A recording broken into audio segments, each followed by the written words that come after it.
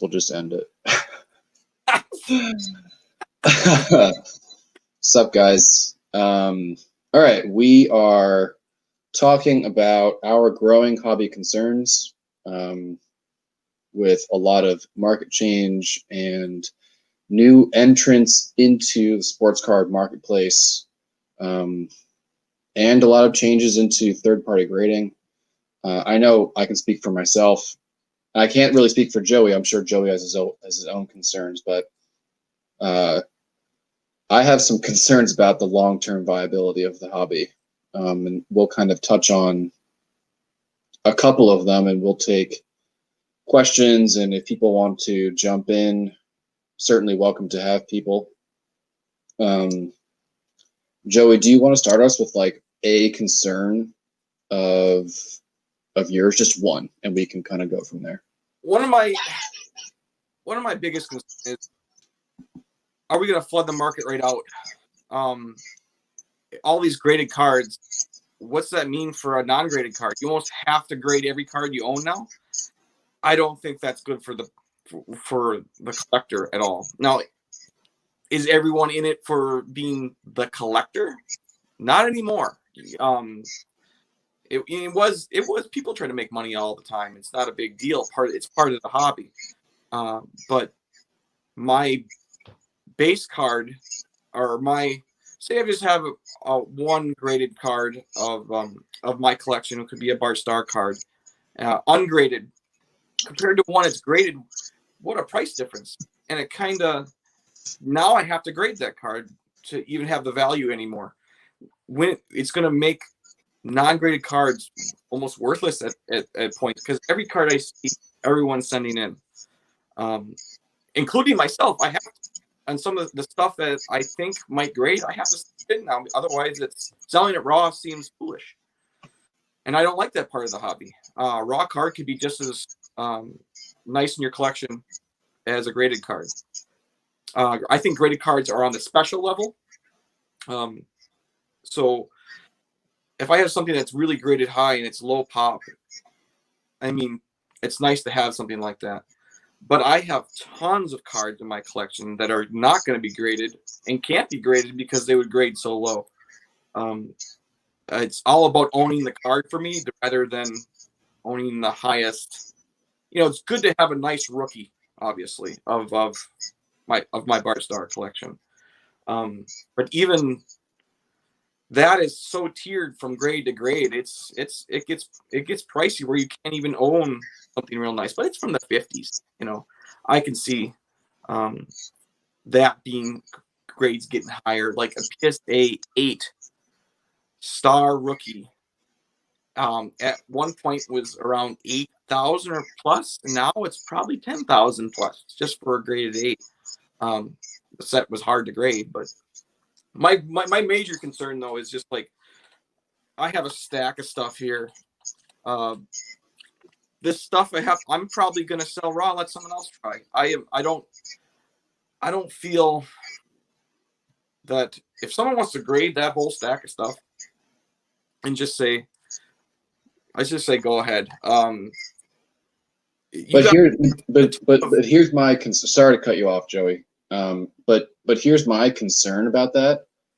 If we're keeping like if for people who buy raw to get graded, this is like targeted toward you. If we are recycling the raw cards throughout the market, so let's say you pull a card from a pack, Joey, and you sell it on eBay.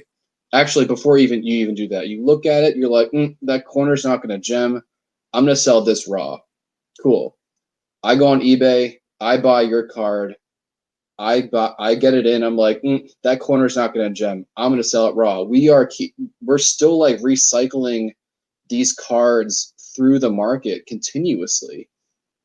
And where does it stop? Like, someone's going to be caught holding the bag. Yeah. We were talking off air before we went live, and I was saying that it may just be like a trend in the Facebook groups that I'm in right now, but I am noticing that people are not buying graded cards. They're looking for the deals of raw to then buy graded, because they know that they're not going to get a deal or a good buy on a graded card, they're going to have to pay market or like 15% of eBay if they're paying off eBay or whatever, the margin is. And it's concerning, you know, like there's a reason why PSA has increased their prices twice in 1 year. There's a reason why Beckett has increased their price. There's a reason why now SGC has increased their price. Like these companies are trying not to get people to submit 10 Bo Bichette rookie cards that they just pulled out of a top Series 1 pack. It's just like plain simple. It's kind of scary. I've seen that happen a lot. And also, if you're in the hobby and you've been grading cards, I've seen a lot of harsh grades coming of it. I don't know if I don't think it'll even discourage anybody, really. I don't know. I have, if you look at Panini Prism basketball, the top names like John Morant, Zion Williamson, you rarely see 80% gem 10s out of those cards. Yeah, they're a little harder to grade, but they are it's almost like they're going less than half sometimes. I've seen submissions where they're good. I've seen submissions where they're like, what the heck happened? They're being extremely tough on grading. Is that good? I don't really know. I think that's the trend. I think that's the way they're going to be until something breaks. Either like the demand of graded cards will fall. Here, let me actually just change our. That's better. Before we were in here, if you got him, send him link. He said he wanted to join up. Who? Amish Dave Archer. You got him on Facebook? Oh yeah, I can get Dave. Yeah, keep talking. Yeah, he just texted me saying he wanted to, but okay. Like, if you have one certain card that everyone has graded, you selling it raw seems like you're gonna get taken almost right now. It's really tough. And this day, collectors are not as patient. The turnaround times for these grading companies are so bad. It's by the fault of them not having the right staff. COVID-19 was a big halt on a lot of stuff, but they're so backed up they can't do many of these cards, and I don't think they have the patience or time to go through all these base cards. I mean, I know some of these base cards are huge all of a sudden, which is crazy to me. Crazy as an old schooler collector. Like here, look at Prism Mahomes rookie card. You tell me it sells for $1,500, and I have to grade. And that's a card. Yeah, well, that's quickly becoming a card that you have to grade. And I believe that there are some cards in the hobby that, like, no matter what, in any condition, you have to get it graded, and that's quickly becoming one of them. And it's also on the flip side, if you find one raw, then you have to be like, okay, what's wrong with it? How many people have looked at this before I've bought it? And like, does this make sense for me to do? Right? Like what if someone else has like looked this, like how many people have looked this card over at a show, on ComC, it like from an eBay buy and just recirculated it? Like it just gets like, and you can just keep going, right? Like your brain can just keep running from like keep going, with this idea. And I think it's like I'm kind of terrified of it, to be honest, because there are a lot of graded cards out there, and PSA has 1 million cards waiting for them. SGC's got a ton of cards. Beckett, you were just saying Beckett's graded. What's their 10-day is taking 4 months. 4 months plus. Crazy. A service that's supposed to take 2 weeks. We're not getting that service. It makes a collector frustrated. And there's no end in sight, and that's the concerning part, is that like no matter what, like it doesn't matter if these companies can't make a turnaround time. Like if you're telling me I can spend 20, like there's no other market in the world where I could take this Shohei Ohtani short print and put it in plastic, and then I can sell it for 3x. There's like there's no other way to make money like that. And I think once people wake up to that, it's gonna come crashing down. It means every card in the world has got Huge concern of mine. be very upset. You know, there's nothing. See, there's as a collector in my mind, I don't have to buy every card graded. If it's, I know a lot of the way people collect condition is everything, but these are newer cards. They shouldn't be that bad. You know, if you're talking like something that's older, and we're happy when something older has a PSA 5 or 6. You know, Yeah. cards are going to be 8 or better coming out of the pack most of the time. We already know what they are. Now, only way you use extra special gem mint if something was like to black label BGS of a new card, that's special. But to see 85 Bo Bichette rookies at 9.5, or it doesn't do anything for me. I mean, like, and those cards are not expensive right now. Like, I think the market, because everyone in February when they pulled Bichette, Lux, Jordan. I know that you're not a baseball guy, but I have some cards in grading for that right now. Absolutely. Yeah. When you ripped a pack and you pulled a Jordan Alvarez, you better believe that every single one of those cards, if the collector was, or if the person ripping the pack was of the mind to look for something to grade, you better believe that every card out of that pack that was worth grading is getting graded right now. Oh, or has been graded. I had to dip my feet in my toe in the water to all these new products, which I would never normally buy, ever. So if I pull a base card of a certain guy, a base rookie, I can make 3x on it sometimes.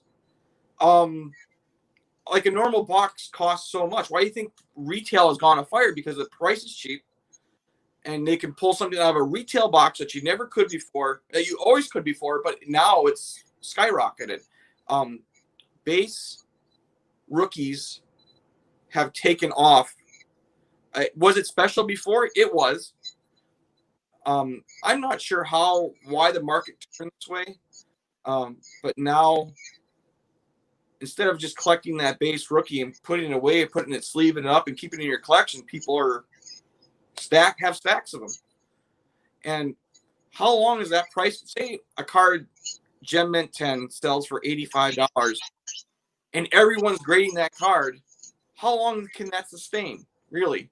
You know, people, how long are you going to have someone buy it for $85? It's going to make it worthless eventually. And I think that's why Panini and Beckett are grading as harsh as they are, to make it. PSA. Yeah, a PSA. You said Panini. Yeah. But yes, you know what I mean? So I think they foresee it. And I think it's bad for business for them, because all of a sudden, if no one's buying or sending in these cards anymore, I don't know how they would turn away any business. They could raise the price to $100 a card, and people are still going to send their stuff in. The margin between a Gem Mint card and a base, that same card raw, is so wide now that you have to do it. Now, I did this card. I opened this box. I bought the whole entire cello box of 2018, or is it 27? Whatever it was, Mahomes rookie year. 2017. I bought the whole cello box for $180. And I've gotten thousands out of that $180 box. And I bought that 2 years ago. I got, here's going into something else that concerns me. I also had a Prism Mahomes, but it was the red, white, and blue special ones from the special pack. I PSA graded it. It turned into a 7, which is ridiculous in my mind. I couldn't figure out why. I had it cracked, cleaned, submitted to BGS 95. Was it worth the money's too much for me not to try it again? Was I thinking I was going to get a 9.5 BGS? Absolutely not. But we were both shocked because I have other people look at my cards, because it's always good to have a second pair of eyes on grading. It's a part of the hobby, but a second pair of eyes is always helpful. And the other person looked at it and he says, "Let's do it." We actually did both. This was actually a PSA 9.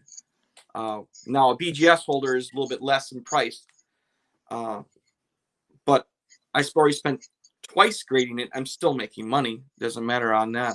But like I said, from a 7 to a 9, me as a person trying to sell that card, which I did sell it. I think a PSA 7 red, white, and blue Mahomes at the time was maybe $600, $700, maybe not even that. Just because I graded it again, I got it out of the PSA holder and graded it again, and it got a BGS 9.5. I sold it out.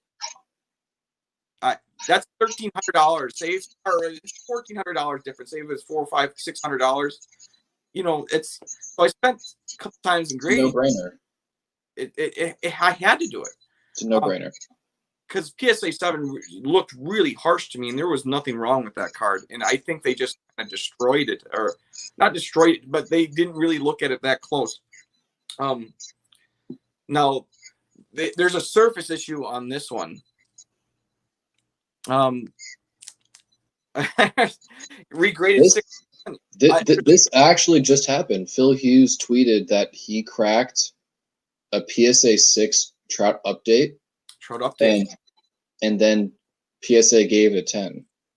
You're telling me that he resubmitted either one, but like, here's my thing about this. Either one, something either was done. This is what this means, right? It's one of two scenarios. One, either someone did something to the card that was unnatural or artificial, or two, you're telling me that PSA can look at a card 2 times if it's not altered or fixed or whatever, and the variance of their 2 decisions is 4?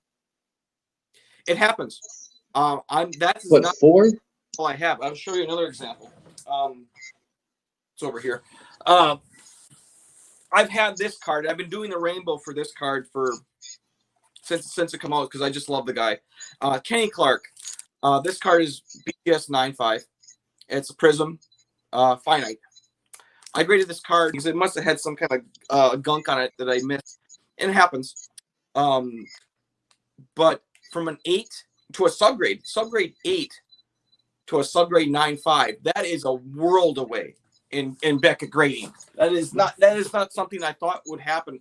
But it's not a super expensive card. I really love that rainbow, but I just wanted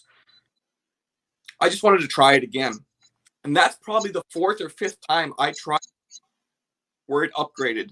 That was the most recent one, but I've never seen one personally bigger myself than the red, white, and blue version of this card, making it from PSA 7 to BGS 9.5. So grading is so subjective.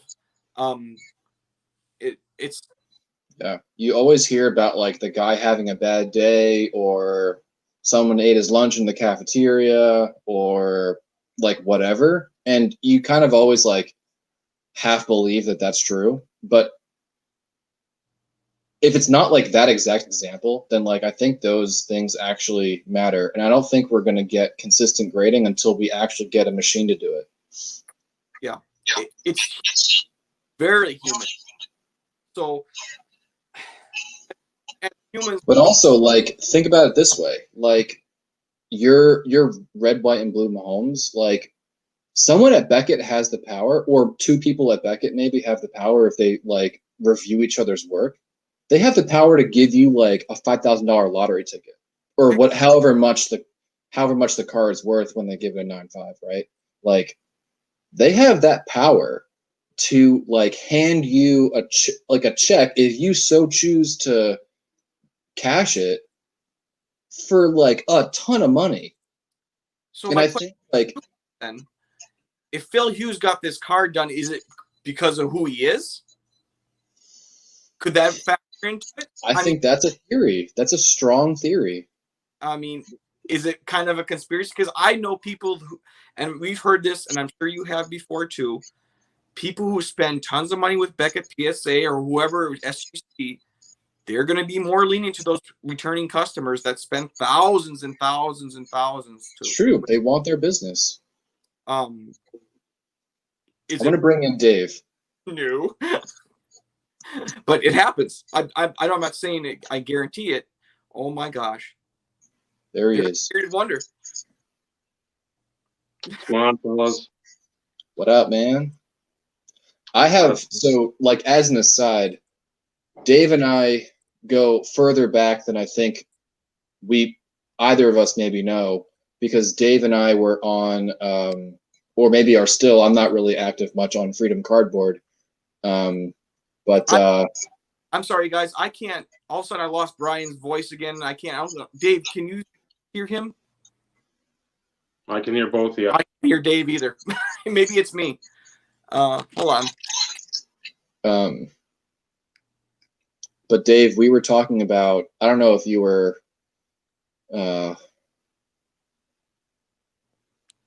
able, do graders know the names? I don't think they actually know.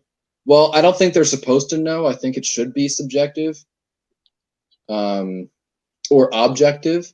But I think that for a higher profile client, I think I think there is some knowledge sharing, because they may not get like an invoice in front of them, but if I talk to like someone at SGC, and I've been grading SGC forever, I can probably get to like, hey, this is my submission, look at it for me, and it's probably pretty,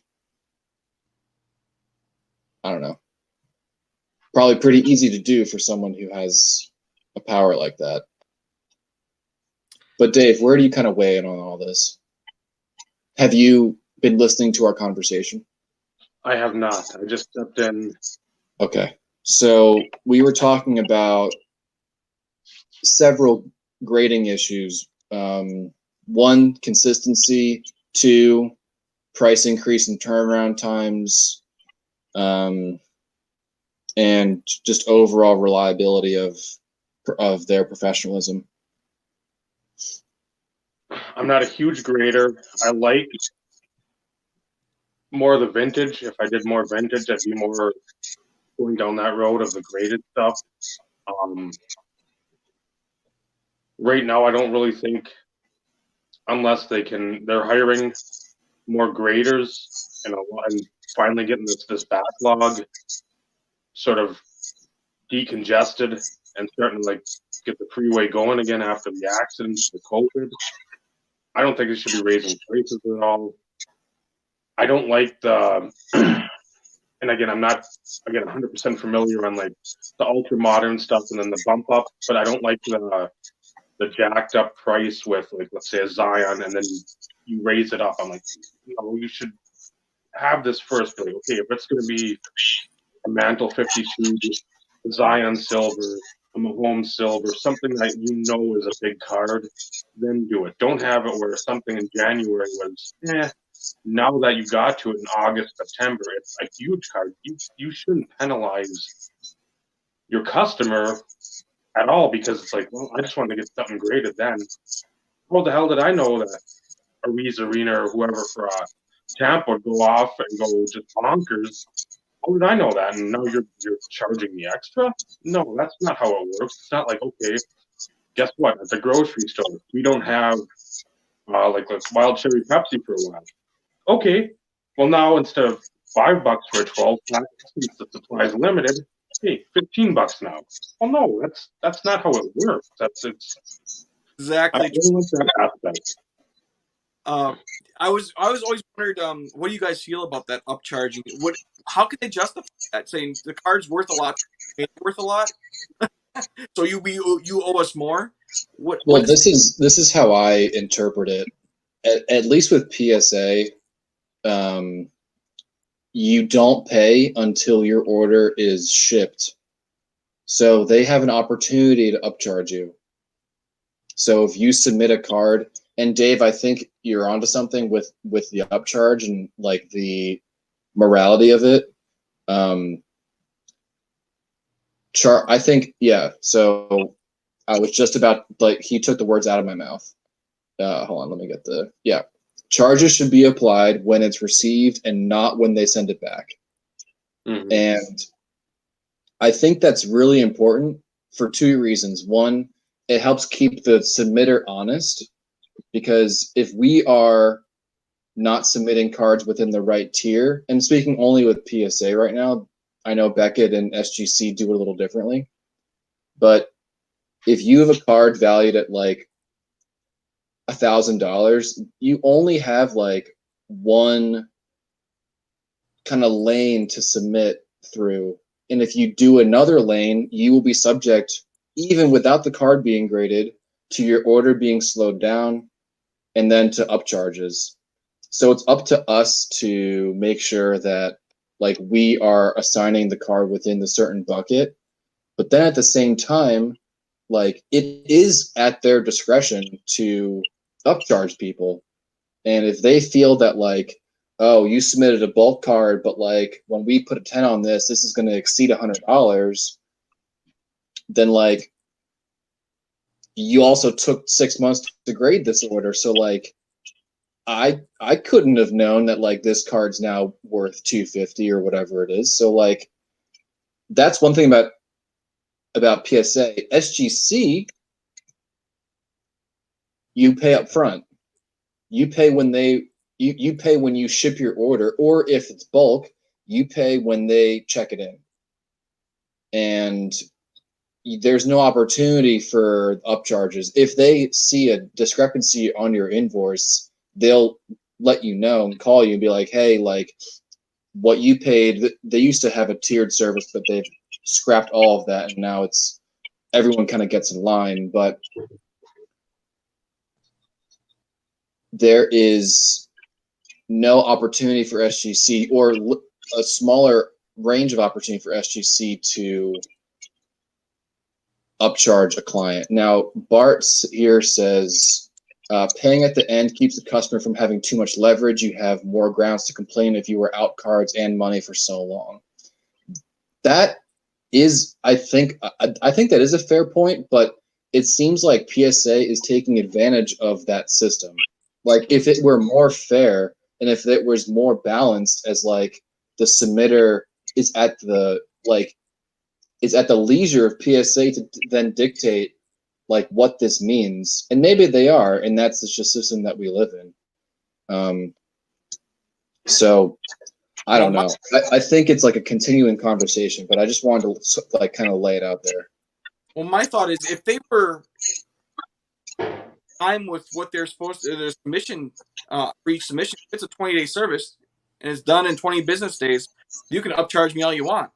But how can you say we're going to upcharge you and bring back your submission late, months later? So, Yeah. it's if they were on time all the time, it wouldn't get such of a big deal for me. And that's there's pros and cons to each great company, but I'm like, yes, they're going to upcharge me for this card, but they're not on time. So how are they fulfilling their end of the deal? The deal is a 20-day service, business day service. I'm fulfilling. And there's no recourse. There's no recourse if they're late. They will never give you a credit. They will never speed it up for you. Like you are stuck. And here, so I just wanted to like bring this kind of back in. The flip side to that coin, Card, Guns, and Collectibles says, I'd rather pay up front than at the end. I might too, except with SGC, I have a 200 plus card order with them right now that I submitted back in July. I paid them up front. They have $1,750 from me to do my order, but I don't have my cards yet. This is like not only the cards that I invested in, but also the grading fee and the shipping and all that other stuff. And I can't move. I can't do anything with all of that money. It's just out there, and I can't do anything with it. That's weird to me because I've never used SEC, but they're taking money, putting it in a bank, and making interest off everyone because they have them and they have them for months. It's like the federal government. They have my money for so long, and you don't believe me, they're not making interest on it in a bank somewhere while I give it to them before they give me my taxes back. That's part of what the government deal, how it makes money. It's you have that much money tied into something. Your order is so much, but you got to say there's thousands of orders out there already paying up front. Yeah, that's a lot of money just tied up or into something where they're making money off of that money. Yeah. And the PSA way they make money is to upcharge cards for what, and I still don't know the reason why they have to upcharge bigger cards. I mean, someone's gonna have to explain that to me. BGS says, well, I'm not doing that at all. We're just gonna make you pay skyrocketed prices, which is you can bulk order with BGS with no subgrades, but then it defeats the purpose of having BGS for me. I like having the subgrades, seeing what the 4 different subgrade categories, personally for me. But so there's pros and cons to each and every one. You got to pay up front. You got to pay high on big cards in PSA for whatever reason, just because they said so. And BGS will just say, we're just going to price to everything. And no guaranteed turnarounds unless you do something. Even I heard just today, a buddy of mine says he has a 5-day express order in PSA and it's in there a month. Yeah. That's holding your cards hostage to me. That's something he wanted within a couple of weeks, legitimately, but now it's been a month. That's not good for the hobby. That's not good for the collector. That's not good for anybody. Is it their fault? Absolutely, it's their fault. Yes, they're getting volumes and volumes of card in, but they knew they had to hire people, and they did. But now you're getting people who in there are very raw grading people, and that hasn't been there for the collective long term. And you're getting some. I seen a submission yesterday where there was the amount of 10s to anything under 10 was, I've never seen that big wide of a margin. There was barely any 10s. The next submission this guy brings in and shows it is more average of the more average, like it's more 50-50 10s and not 10s. So it frustrates the collector, but that's the way it is nowadays. Not to be off track or anything, but that's the way I do things. Sorry about that. But I think like the power of the graded market is impacting raw cards. We were talking, Dave, before Joey and I, before we jumped live, but when you buy a raw card, maybe this was, this was before we went live, but when you buy a raw card on eBay, you'd have no idea if that card was pulled by the guy who's selling it or if it's been literally handled by like 5 people checking it over and seeing if this is something that should be graded or not. You have no clue. Yeah. So like, what does that do for a raw card? You almost don't trust a raw card anymore. It's just like anything else, though. If you buy something at the right price, it's almost worth trying it every single time. If I'm going to buy a raw card just to grade, which would never be my collecting ways anyway, but if I did, if I got it in, would I be that person to send it back to the seller because I didn't like it? There's so much. People do that. People do that. It happens all the time. I've had that happen to me selling cards on eBay. It's so frustrating. It's really annoying. Because they expect gem mint cards and everything that they're buying, which there's a lot of people that are staying away from eBay just because of it. It's crazy. Yeah. You don't sell anything on eBay. It's not as safe anymore. Especially for the seller. That is a great segue But before we do that, Dave, I want to get your take, because you said that you don't buy much graded. So like, how have you seen of late that like the modern, maybe not even modern, but like the raw cards that you're buying, have you seen a difference in either like the quality of the raw card, like the condition of it, or the price that you're paying? Price wise, not not a ton. With the guys I'm buying, it's not like it's a hot market for most of them. I mean, some of those hockey guys that have been picking up the last 6, 8 months, they're ticking up a little bit.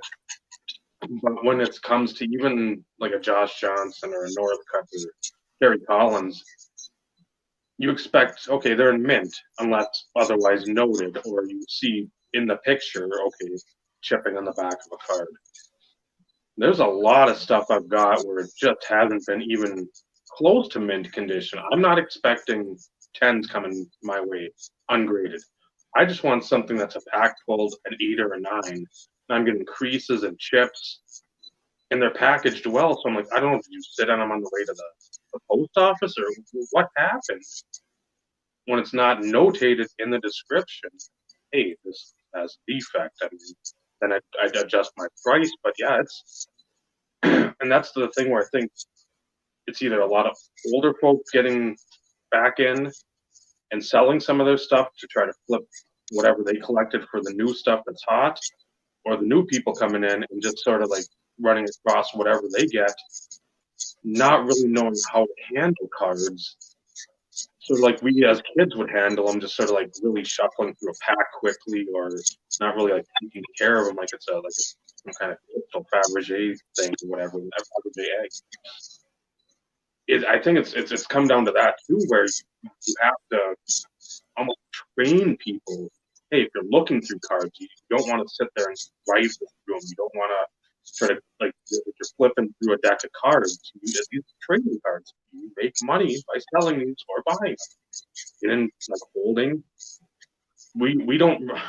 I don't want to say we invest. We're all investors in some aspect. You're not buying Hank Greenberg just. I like Hank Greenberg, and when I pass on, I'm going to sell them for $5 and whatever. You're trying to get the best collection you can, so whenever that day comes, there can be money made for somebody. So I mean, we invest, but not to the degree that people are coming in the last 12 months, 18 months, and really investing hardcore. But yeah, I try to look at the description, hope that the description is correct. If it's not, usually most of the time it's something that's low numbered, where I'm like, I spent $5, $6. I'll ding them somewhere in the, give them 3 stars instead of 5 or 4 or whatever, and just move on. Just again, look at something really egregious where you're just like, man, I can't. It's something that doesn't jive with you. But my guys, not so much. I've been lucky though. I don't collect the Sotos and the Vlad Juniors and the Zions and the Mahomes, so I'm sort of away from the really having to look at the condition and like dimples on a prism, silver, something like that. I feel like kind of refreshing. You don't have to really lean on the condition all the time. I don't. I just bought a card the other day that I posted. The guy let me know right away that it had edge and corner issue, and I said, that doesn't bother me at all.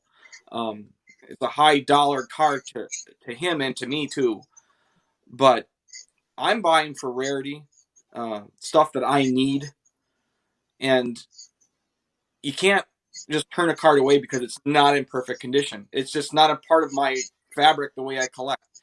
I want a wide variety. It doesn't have to be mint. Now, if some stuff gets just by chance, and the stuff I have mostly is by chance, that when I get it, it looks fantastic. Very rarely does it happen.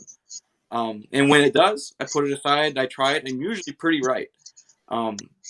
There's maybe like 20, maybe 15% of my collection is graded.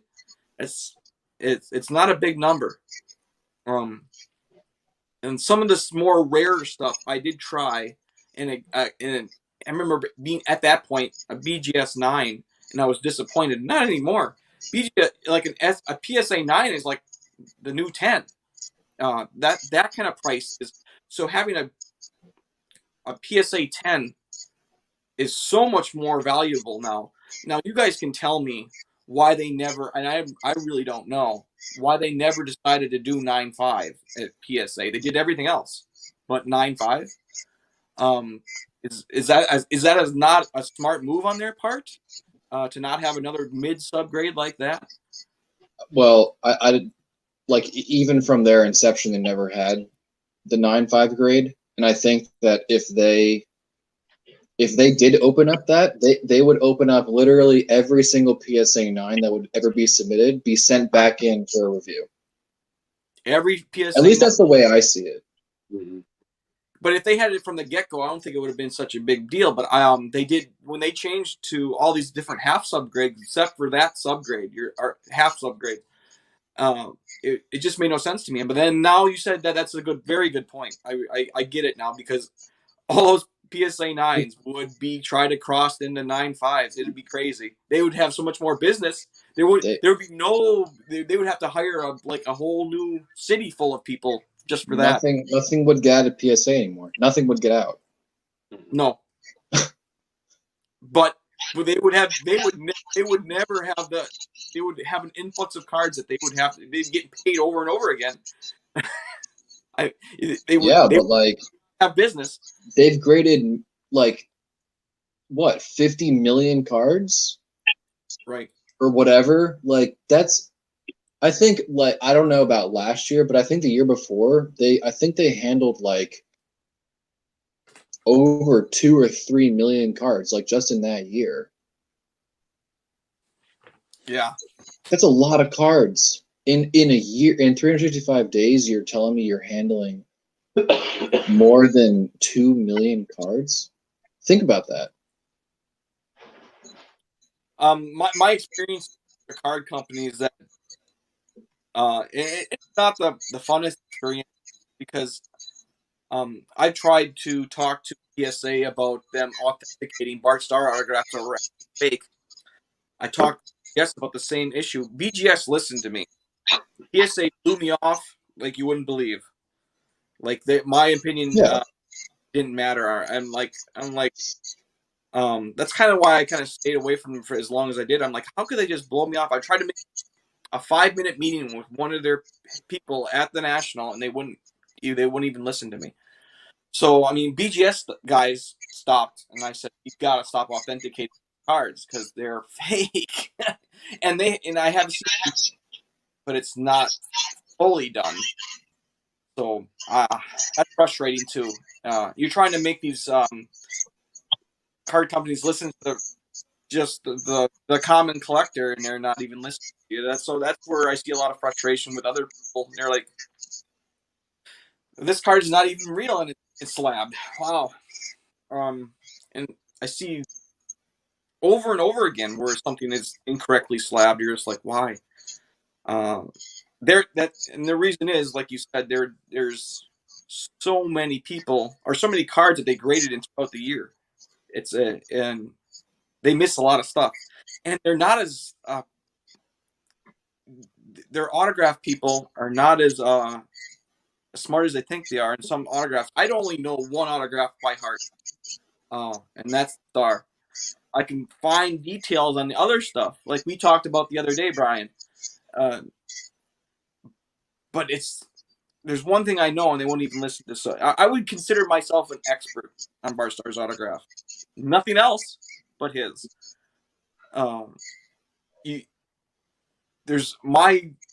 The way I collect is I see his autograph over and over again, and I can tell his autograph is fake in a second.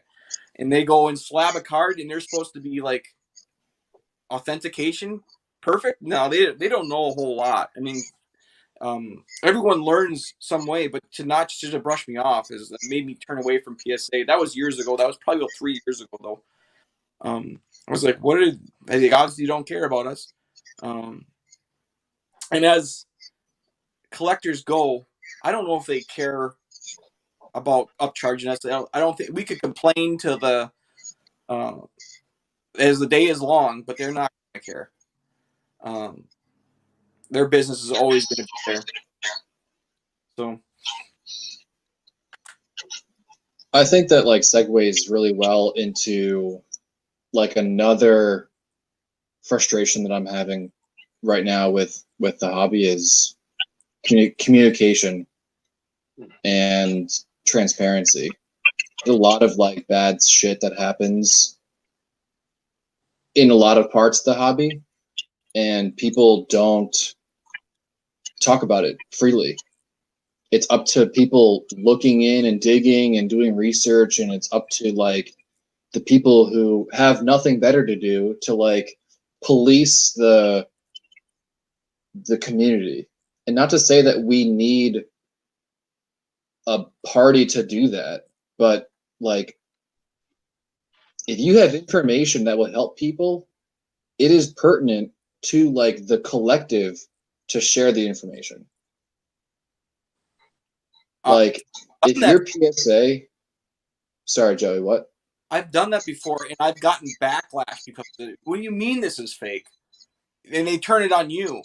So I'm almost shy to do it now because some people get angry with you telling something is a fake. And I think there's a difference between like you, Joey, doing it and like Topps, Panini, PSA, like these huge companies with a lot of power. Beckett, like they were just in the news this week about fake slabs. Like, figure it out, come up with a press release, get ahead of it, and then just move on. You don't have to tweet like, I don't know if you're aware of this, Dave, but it was discovered this week that people are faking Beckett slabs. Like someone had two of the same card, the same like LeBron Prism bullshit, whatever it was. And it was the same grade, Beckett 9.5 with the same exact serial number. And one was legitimate and one was not. And there are nuances between both. But like, if you're Beckett, like this is your brand, your image, your everything. And if that's compromised, then you are fucked. Like, you got to get ahead of this. And you got to figure something out like really quick. I mean, the thought, what could they really do? How would you watermark something like that? That it's your slab. I mean, I don't know.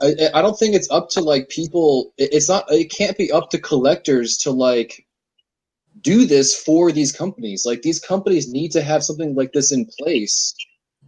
Like they exist to serve us. Topps is not just doing this to like la-di-da. They're doing this to make some money. And Beckett, PSA, SGC, GMA, they're grading cards to make money. They're not just doing this because they like to do it. These companies need to like protect their investment, which is the collector, because without us, they don't exist. I think they're losing grip on that. The longer and the way these new collectors are coming in, they don't have time for us anymore. I actually deal and email on a regular basis some Panini guys.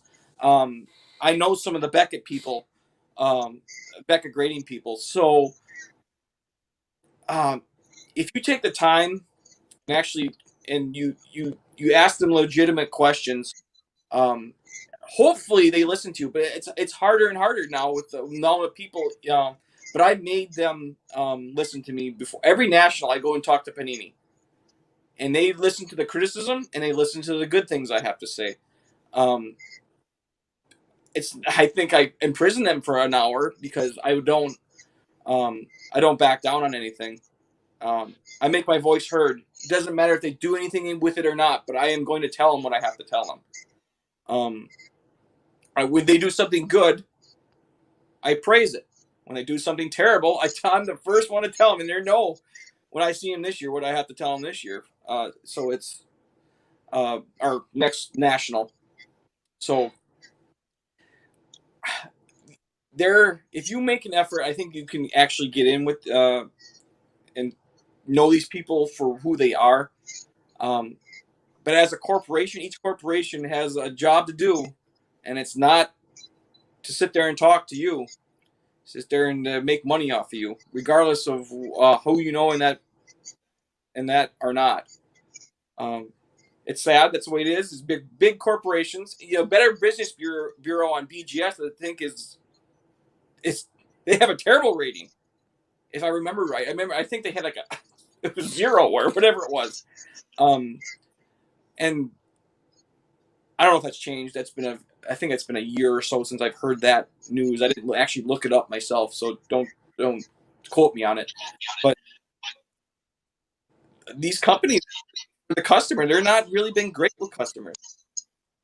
And Dave, I don't off track, but that's what I've been seeing. They don't care about the collector. They don't, but they have to cater to the new stuff and just the new stuff, and they saturate it with all this new product that all looks the same to me. They don't take any pride in what they use and what they make nowadays, and I think that's why Dave has so much of the '90s stuff. It's some of that stuff is just it looks more amazing now to me than the stuff that's coming out now, like Dave's stuff. He just posted a couple cards on Instagram, right, Dave? Some of the hockey ones. I'm like, those look like if they would come on a PAX now like that, people would go wild. You know what I mean? You don't see any of that now. There's oversaturated. There's maybe 2 or 3 good Panini products a year that I look forward to. Other than that, I don't know. It's not catered to a collector like me anymore. I don't think rookie cards are that great or fantastic. But once in a while, I mean, I used to collect every. I try to get at least one nice Packer rookie, and I don't really find a product that I want to get it out of anymore. Just one card. I really don't know where to turn. And I'm like, well, none of these cards look that fantastic. You're talking maybe Flawless. If you're looking at baseball, maybe Dynasty. And I'm not much of a baseball collector, but they're not catering to. They're catering to pump out product. Give us some more. Give us some more. And it looks like trash. I don't know where to go from here as a collector. I'm like, I have to collect the stuff that was from the 90s to 2003. There's not much there. Upper Deck put out one of my favorite products of all time in 2003. It's Ultimate Collection. Stuff is beautiful. Why can't that happen again? I mean, but it wasn't just that one product Upper Deck did. They did every product they did for the most part was fantastic looking. There's no pride in the stuff they're sending out now. It's just, I mean, they don't spend any time on design. It's like they forgot what holofoil is. I could go on and on about that, but Dave. I go on tangents. There's a lot of things that frustrate me, but there's a lot of things that are good happening in the hobby too. To get into the good part of it, which people might not see as much, but there's a lot more collectors. To me, that's a good. It's more to share. I like having new people around. I don't want the people that are all in it just for business though. Business is a very big part of this. People make money on cards. It happens. That's what you would do actually, Brian. That's your job now. That's what you have to do. There's nothing wrong with that. But if it's all business, it takes the fun away from it for me. I have to do some business stuff around it. And your livelihood depends on it. So it's a part of it. But it doesn't mean you're going to stop collecting Hank Greenberg. No. You're still in it with us. You're not like selling everything you own to live. You're selling what you can sell, which is totally fine. But some people think Reselling stuff is terrible. Yeah, I've gotten that many a times where people have put hate on me because I resell stuff. Wow, next person would just right behind me. I really don't care what. I'm not investing in anything. I'm just taking a product and selling it to somebody else. So I mean, whatever. But the business part of it is fine. Everyone, LCS has been making money for the longest time. Why can't the regular collector a little bit? So I've gotten bad hate from that, which is I don't even really care. Even Dave, had you sold a really big card? Did you get any problems with selling that Siakam? No. See what I mean? What's wrong with selling stuff? It's part of the hobby itself. And now, how much? And you got a big price for that. That was fantastic. I was like, all right, Dave, that was awesome. For someone that doesn't normally sell something, he went and sold that and made a killing and got a bunch of stuff that he wanted, which is amazing to me. That's the way it should be. You got to take advantage of that. What are you going to do? Hold on to that one card just because you liked it? Not at that price. You can't. But that's another tangent that I go on. Yeah. I collect. Well said. I collect the way I want, and I don't do anything wrong. And now, if I'm sitting there gouging prices on somebody or not being transparent, like you were talking about, Brian, about condition of a card, it doesn't. That I don't like. There's a lot of that going on. There's something wrong with some kind of card that's in a major way, and you're trying to get buy from somebody. I see a lot of that. Oh, it wasn't disclosed. I'm going to send it back to you. I want my money back. I see a lot of that. I don't like that very much because communication in this hobby is like everything. Everything. If you don't say something or communicate completely about a certain card, your whole aspect of collecting, the way you do things, is on the line. Your reputation is thrown out the window if you do something wrong like that. I can't see acting dishonest in this hobby once, because you'll be thrown right out of it. I don't see that should be a.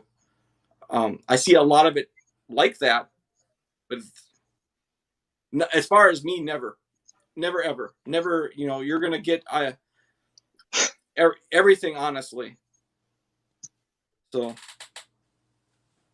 but yeah, I don't know Dave. What do you when you have something wrong with a sale? Have you had anything recently where it was just atrocious?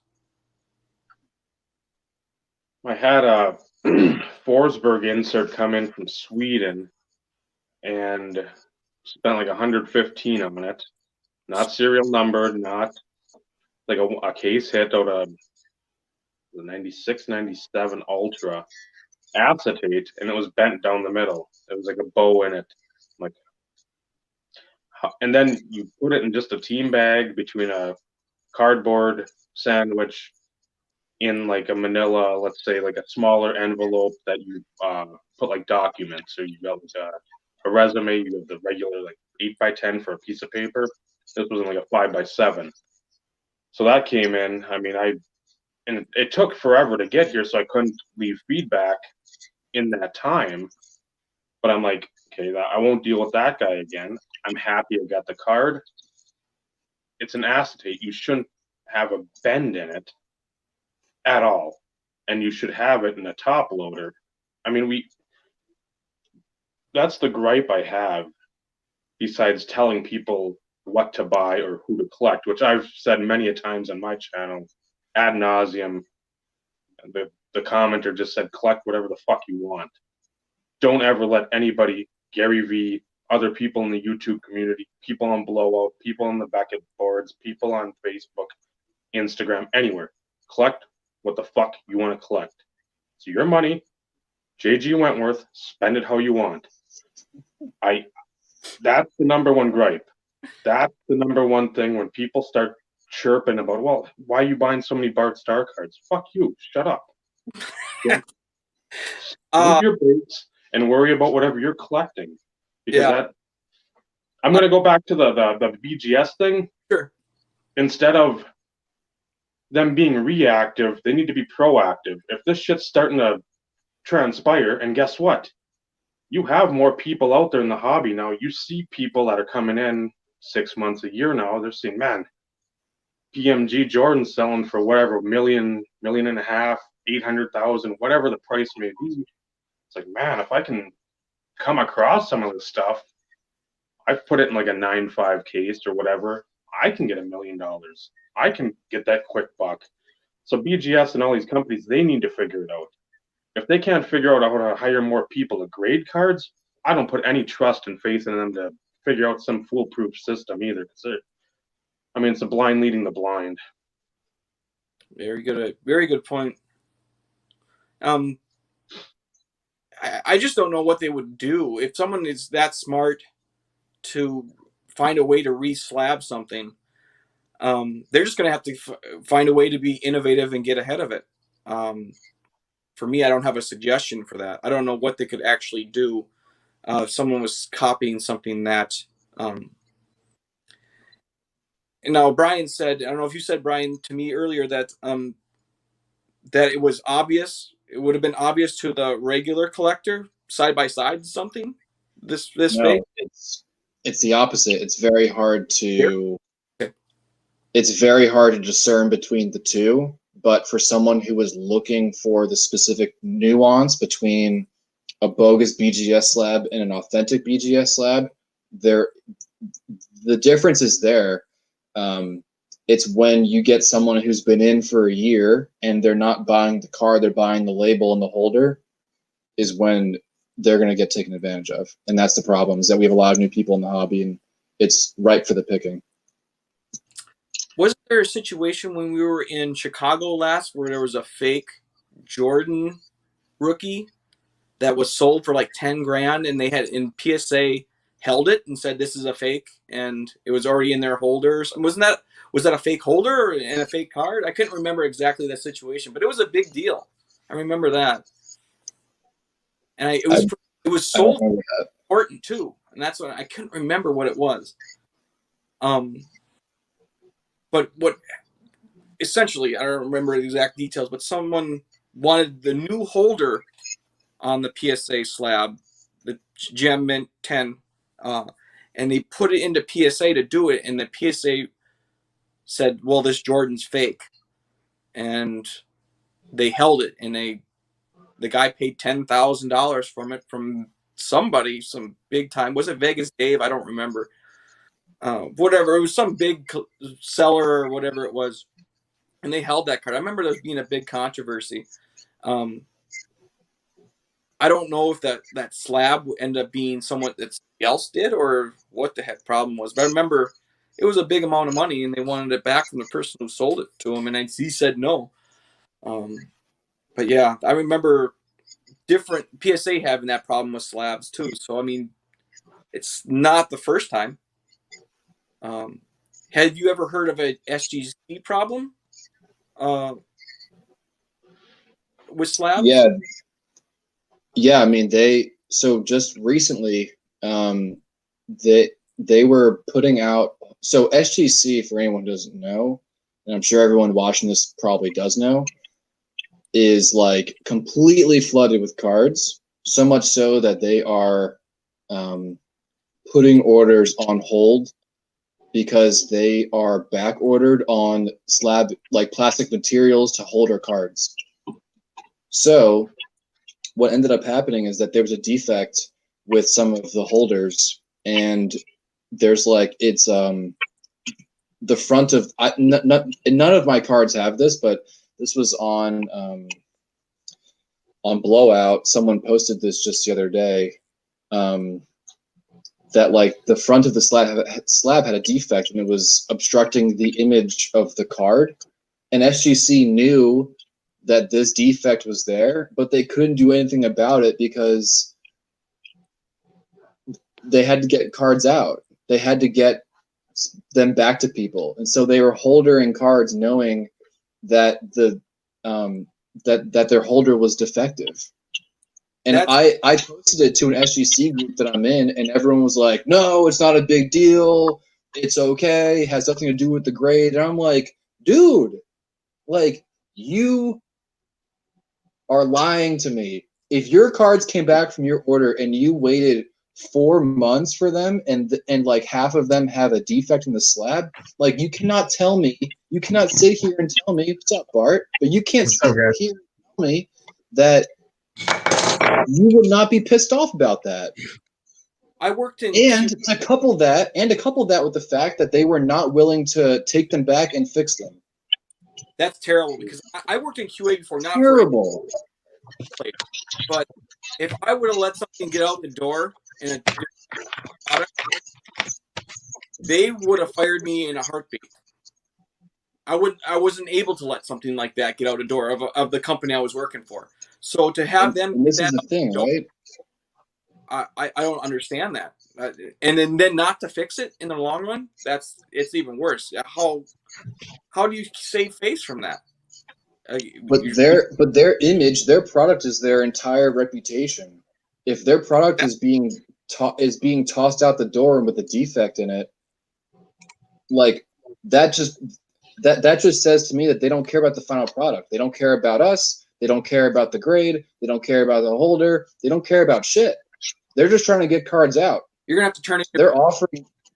And listen, I'm a huge supporter of SGC. Huge. Like, you can go back in my channel and watch my stuff about SGC. I love SGC, but they have been shitting the bed with this thing. And people are not waking up. Your foam finger has to go back to them. No, I'm keeping my foam finger. I have to keep my foam finger. That thing here, I have to get it now. I love that thing. Oh, here's a guy that we can ask about PSA. You know, Bart, we were talking about, like, the upcharges. What are they thinking? Is that something that's always been that way? Because I'm fairly new to PSA as far as it comes, but they're only upcharging certain cards because they cost so much. Yeah, I mean, you guys already talked about it. It's a little suspect, right? But it's more or less recent to the last probably 2 years as far as the upcharges go. You know, nowadays it's even more frustrating, right? Because the upcharge comes from something that didn't cost that when you sent it in, and now all of a sudden 8, 9 months later, it's something ridiculous. You know, it's met with mixed emotions because you're like, all right, well, then I could probably sell that for more now, or, you know, it'll just sit in my collection with more value too. So it's a little weird. It happens more now just because they've got so much more range in costs, right? And so they put more thresholds in there now, and so you're crossing thresholds a lot more often than you did before. You know, I've been doing it for so long. I think, you know, it used to be a threshold of just up to a $999 type of thing, and you knew, unless you were sending, especially back then, right? You know, some mantle from the 50s or something that was high end, you weren't crossing thresholds unexpectedly or anything. So you didn't necessarily submit it at the wrong level before either. So there's levels that so if you send it 45-day order now, and there's something in there that's fairly large, and it takes them 7 months to get to it. It wasn't large back then, and you're upcharging you now, as in today's. Not what now. If they went back and say they sent this in 6 months ago, the card wasn't that then, so we're not going to upcharge them on this one because it wasn't done in a timely manner, then I could say okay. But they're not doing that. They're going from today's date, what it's selling for today. And that's where it gets a lot of people heated because they're like, I put this in 6 months ago. It should have been done 5 months ago. And it's not. Yeah, that's where you want some more transparency on what does that mean, right? You guys talked about it a little bit earlier, but what does that upcharge, you know, what is involved there, right? So if I'm sending in that high-end card, why is it costing more? If I'm Bob the Grader, and I look at that card, whether it's 2018 versus 1952, and nothing is different to how I look at it, then the cost should be different. I'd like to think that they, when they have certain cards come in, autos and things like that, they're bringing in experts, a couple of extra set of eyes, and then, there's more steps to the process, and that's the cost. But they probably should help us out and give us some transparency to that of that's the actuality. Back in the day, especially JSA or something, you would, in magazine, their ads and stuff like that, they would show you the picture. Hey, this is Joe Grader, whatever, and he's an expert on X and stuff. And we haven't seen those types of things. And now it's, you get nervous when they're scaling so large that there's so many new graders at these companies. Maybe they don't want to give us the bios because they pulled them off the street last week or something. But for the hobbyists like us, right, we want a little bit more transparency in that, because it is, it's well-earned money that we're spending for this. Yeah, I think that's well said. The way and like the discretion that PSA would use is like on the finished product of, like, on their finished product, right? So, whoever said about Randy Arozarena, like, when you broke 2020 Topps Series 1 back in February, you had no idea who Randy Arozarena was. None, and maybe none whatsoever. Sent a card, and maybe you sent his black rookie card in there, because why not send it, right? It's a bulk rate. It's a bulk card. Like, no one's paying over $20 for it. And then it comes back 6 months, would have been August, right? That's optimistic, saying that you pulled the card in February and sent it in February. But let's say you sent it in April. That puts it to October. And you're telling me that, like, or PSA needs to say that, like, oh, Randy Arozarena's black rookie card number 68 or whatever it is not a bulk card anymore. Well, I mean, that's true, but, like, I don't think a line can, like, clearly be drawn. There's, like, tons of room for interpretation. But, this conversation can be. That's where it gets sketchy, right? Like, so I understand when, a 56 mantle or something like that needs those extra set of eyes, but just because it's a high value ultra modern now, right? Like, that's the same damn card, right? Like, some bum that just got booted down to AA ball that has a black, of the same variety. That's the same level of grading at that point. So it gets very suspect on those ultra moderns and things like that, for sure. Yeah. And think about it this way. If you send a card in their economy service, which is like from $249 or $99 or $100 to $499, and let's say that player out for the season, kills somebody, sent down to AAA or whatever, they're not gonna credit you for your difference. It's only going this way. It's never going this way. So, well, I mean, what do we think is next with grading? I mean, I don't believe that grading prices will ever go down again. They will always only go up, because why would they ever go down?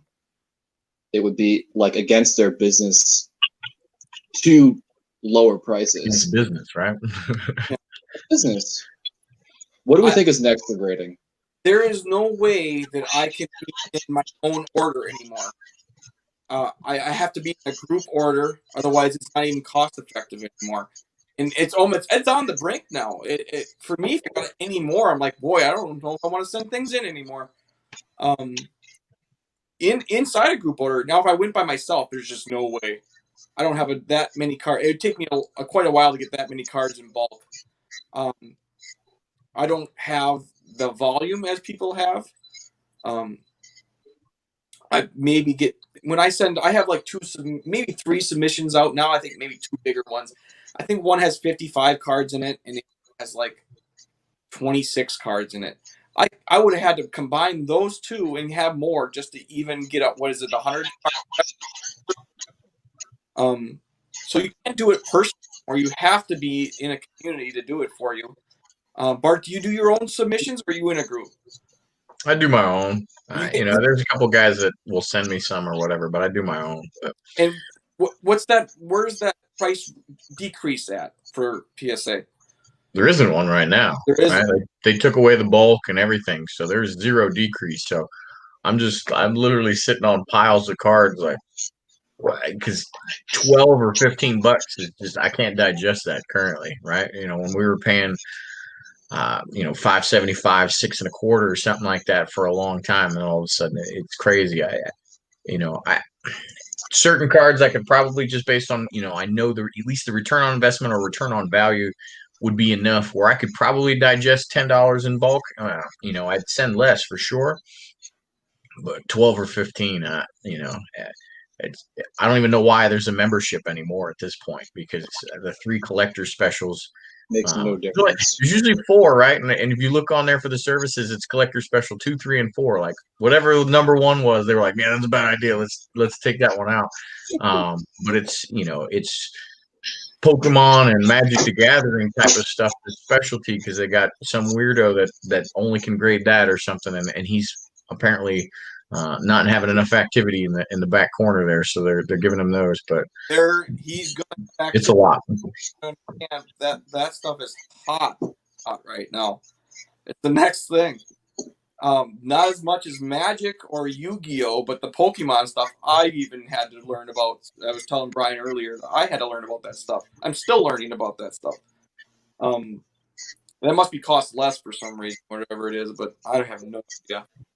I mean, I think I got one submission in before the price rate of PSA increased, and one right at the deadline, which they made me pay. I didn't make it. They didn't get this card sent in time.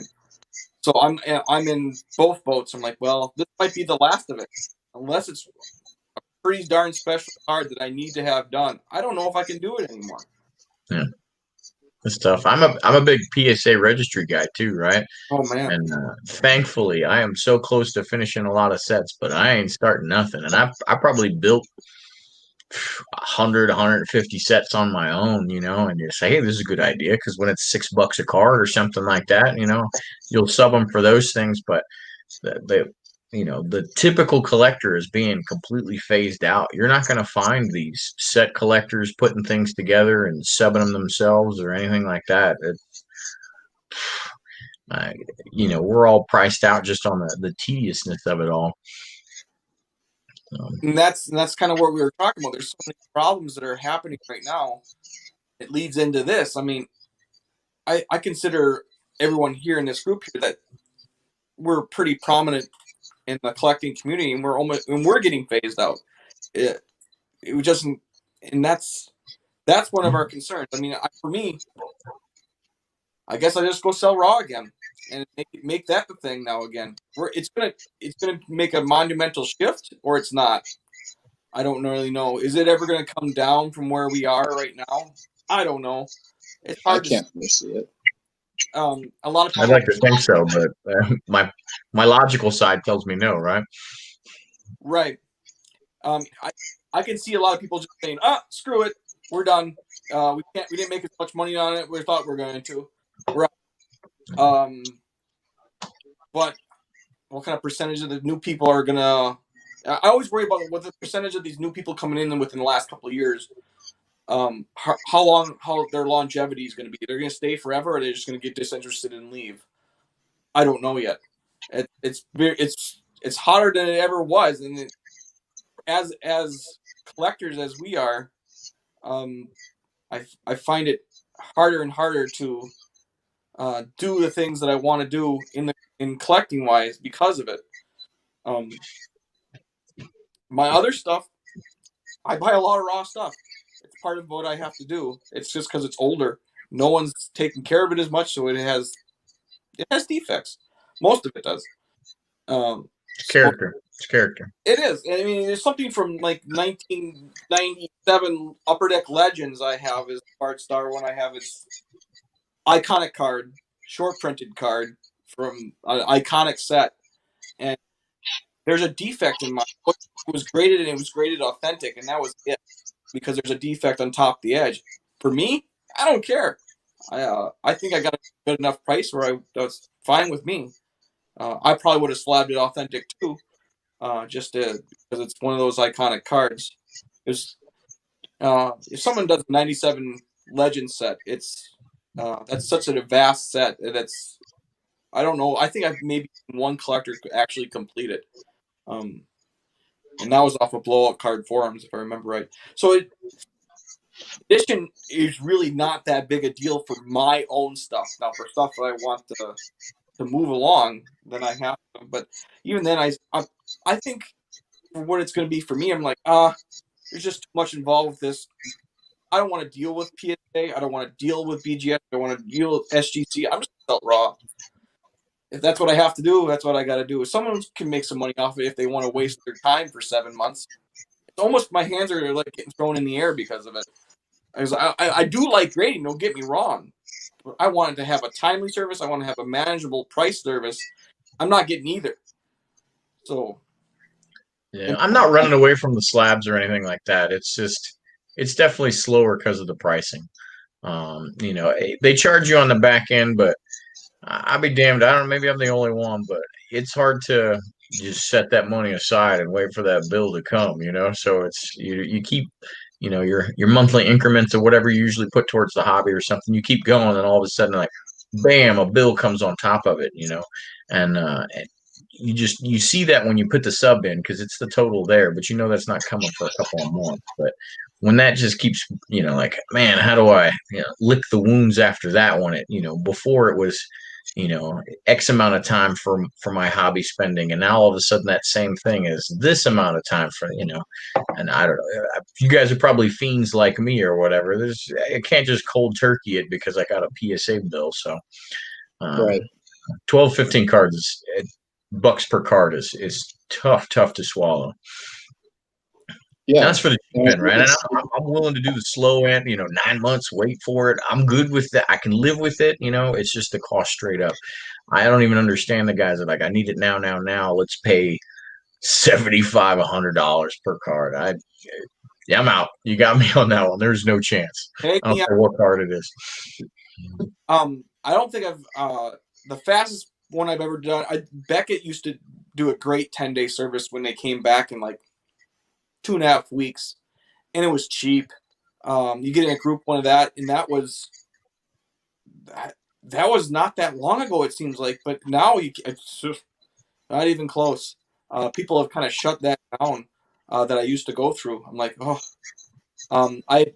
latest stuff I had got graded was, I think I did a total of like BGS was like 7 cards, and I waited like 4 months for that.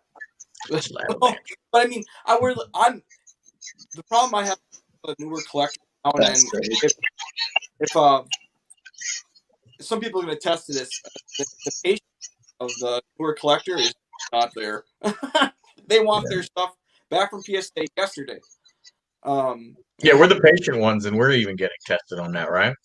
I mean, we're in it for the long haul, years and years, and we're still like, man, send this baby away and see you next year. To Stove's comment, that implies that at some point they will catch up, right?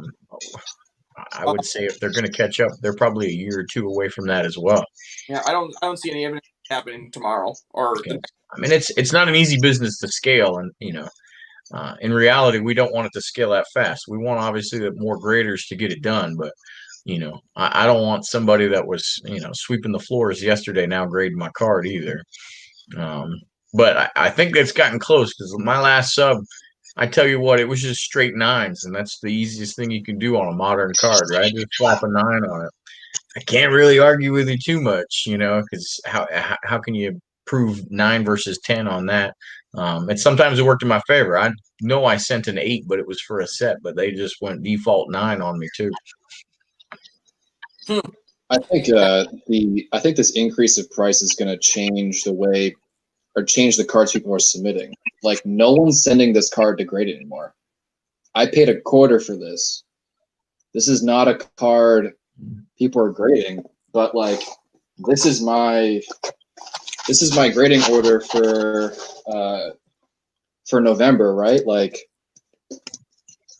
a Bichette Blue, Giannis rookie, Oh, yeah. Kobe, Shaq. Like these have to be like all quality cards. And I'm not like trying to like pull my dick out, but like but it's like not worth to like It's send late enough, a right? card. It's not worth it to get graded anymore. No, You know? I'm with Just you on not. the near term. I think longer term, that Randy Johnson or whatever, because we're seeing all of that, right? Those cards, it puts a demand on the 9s and 10s, because people want it now, right? Like the patience is lower and everything like that. And so it is driving those costs up. And as those keep going up, then people will try to match it with their submissions, right? So eventually that 89 Randy Johnson that you showed turns into a $40 card. Somebody will submit that for the risk at $15 a pop at some point. Good luck to them, right? I'm at that point. I'm probably still going to just drop the $40 and instead of testing 2 submissions or something like that. But it takes some time. We got to watch those prices go up for the people just snatching slabs up before people will restart submitting those. And that's cards. Those are the types of cards I'm sitting on now.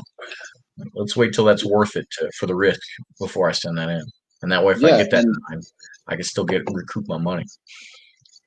And it's not just the cost of even having the card slabbed, but it's like what you pay to get it shipped both ways, and your insurance. It's like there are a lot of added costs that like don't make themselves apparent immediately.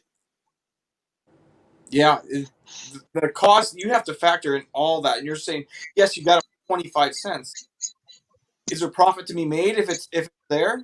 If it gets a 10, oh yeah, of course there is, but it's not as big as everyone thinks. Oh, I made $35 on this card. Well, you probably only made 28.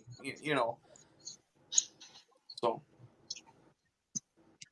I think I'm gonna make the cardboard podcast with my bullet out. Yeah, I think I just did it, guys. So yeah. Oh god. Well, I'll be up there with the Ray. I hope for a 10. Well, I could probably get a 9. They'll probably give me an 8. Oh my god, it's a 7. I hate these guys. Like whatever that is. I'd be honored.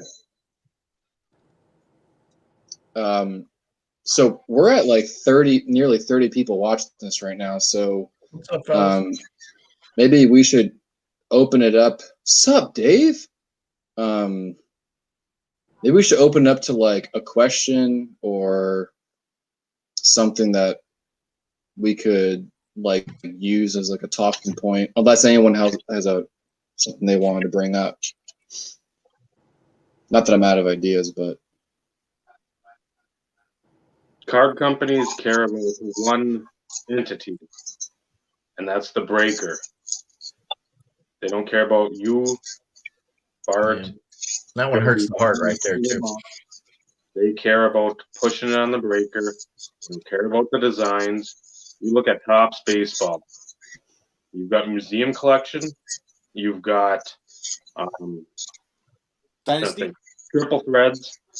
Well, there's like 3 or 4 brands that are exactly the same. Oh, there's no difference at tier all. Tier 1. Yeah, Topps tier 1. There you go. Exactly the same, and nobody gives a shit. Nobody says anything about it. You used to be able to tell those all apart. Museum had those cool metallic gold autos on the side, the heavy ones. Triple the majority of guys jumping in on those breaks are just, I swear, because guys get into, I'm in a bunch of 49ers groups, obviously, and they'll get the card from some break, and they're like, oh, I'm so happy to hit this. Tomorrow, they're razzing that sucker off, right? Mm-hmm. They weren't really collecting it. So, those breakers, man, they've changed a lot of the game. Forever.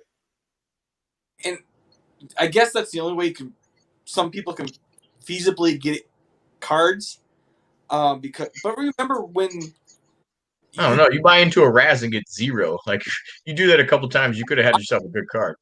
myself at all. I don't like the gamble part of it, but Mhm. I get into very few breaks. But when I started back into the hobby, I did. But you could get into a National Treasures football break for $40 and get a team. You can't even come close to that now. I was watching someone break tonight, and they have a basketball break, and you have to pay like $200 or $300. That back in 2010, there was no way I was paying $200 or $300 to get in a break and have a chance to get nothing. No Some way. of those are tough to watch too. Those guys are like slapping cards down and everything like that. Like, hey, wait, I'm looking for a PSA 10 there. Don't crush that thing. Um, and Dave, I think you don't get input of whether they sleeved it or slabbed or put it on top loader or just whatever they did. yeah, Dave, I think it's interesting. Like your point about breakers is because like that has a ripple effect. Like Joey said, like if you have to pay $300 to get a spot in a break, and then you hit something, the odds of you hitting a $300 card plus, even if you do hit, is low. So to save your ass, you're gonna put that card on eBay for like 2x of what it really is worth, but then nothing ends up ever selling because it just stays on eBay forever and it's like attrition, right? Like they'll lower it by a dollar, and nothing ever sells. Most of the time, they don't even lower. Right. Yeah, or that. Yeah, Oh, it just stays there forever. But like it used to be that like if you hit something in a break, you throw it on eBay because you're not buying into a break at $300 a pop for a high end break, like the ripple effect of like what that causes is so great. Hard for people to get cards. Everything's more expensive. But they serve such an important part of the hobby because if Topps comes out with Topps Sterling or Transcendent, we're like, you're not paying $1,000 for 2 cards or $21,000 for a briefcase of cards. Yeah. Like, there are cards in there that people will get, but they will have no business actually breaking the box because they can't afford to. Simple as that. I found that a little different in this last year. I work with someone directly in his eBay stuff. He puts it, whatever it is, free shipping, whatever the card is, and he had it at, I don't care if it sells price, and we had owned some of these cards together, and in the last year, a lot of those cards were hit. Buy it now. It sat there for 6 months beforehand, but all of a sudden, in the last year, someone was buying that stuff up. I don't know how it's working anymore. It's mind-boggling what people are willing to pay. A lot of it was like Giannis stuff, like you were showing. We had bought a Giannis lot, and people, it sat there for a long time, and all of a sudden started buying it. I don't know if that right when the people that said the invest art was starting, people started buying that stuff that was sitting there forever. So I mean, I seen a little bit of it. People have ridiculous amount. Some people in this world have a ridiculous amount of money, and they don't. It doesn't matter to them what they're buying. It doesn't, as long as they make a few bucks off somewhere else, that's fine. But I've seen that a little bit different. People are willing to gamble a lot more. I see that with the breaks. They gamble this money away, and they keep coming back. I don't know what these guys do or what these people do for a living, but they see the people Well, now have seen. I think it's the same money recycled into spending it. their investment money nowadays, right? Yeah. Like They're It's the stock market over the last couple of years. I mean, I lost my ass in the stock market about 2007, 2008, and I just never looked back to it. And cards have kind of been that. So I have that element of my collection is that stuff. And when you're younger, you're not as risk averse with those investments. So people are doing that. It's a dicey move if you haven't been in the hobby for a while to know what you're getting after and stuff like that, right? Like, people, it's a National Treasures out of 5 or whatever. Well, there's going to be 3 more National Treasures out of 5s of the same guy next year and the year after that and the year after. We know that, right? Like, so we're like, I'll pass that one on. Eventually, that dude out of 5 from NT there'd be 4 or 5 of them on eBay, and then they'll have to compete for my business, right? But those people aren't seeing that because they haven't quite been around for long enough to know that they, need to be a little bit more risk averse when they're doing some of that stuff. Yeah, But it's disposable income, but also investment income matching the hobby at the same time. And that's why, we see that with everything. That's why you're finally seeing, the Pokemon people are hitting 35, right? So that's getting crazy right now.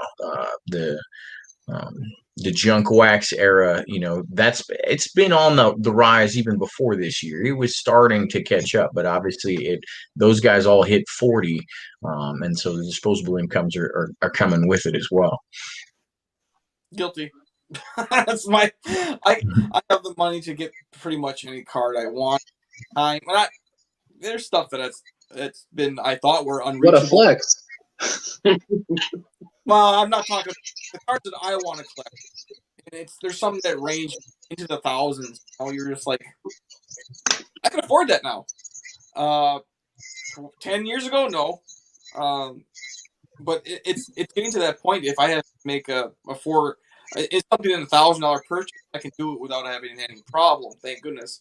But I don't take my investment money for my job where I get money and put into 401k. I don't take that investment money and put it into cards. I think that's what some people are doing, taking their money that they would normally have invested in a 401k or whatever it was, and they're turning it into cards because they see some of these big price jumps.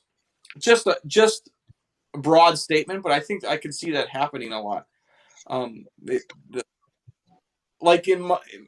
think if I make 12% in my 401k for the year, I'm pretty darn happy. Now you can buy some stuff at a low end here, grade it, sell it, and make 1,000% income.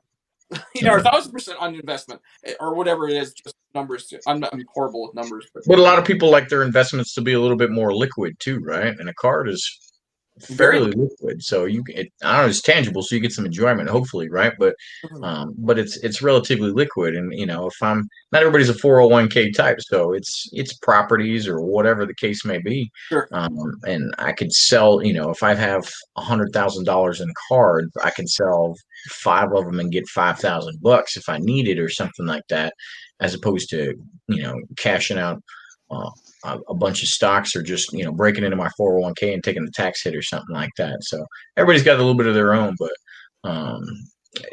I think it's a smart move in certain ways, but if you rush into anything, it's going to be a fool's errand sometimes too. I think there are definitely people that take their investment money and diversify it. I mean, the more articles that Yahoo Finance publishes and like these big publications, they're publishing articles about the viability of sports card investing, the more people will come in, because you don't always have to pay tax on it.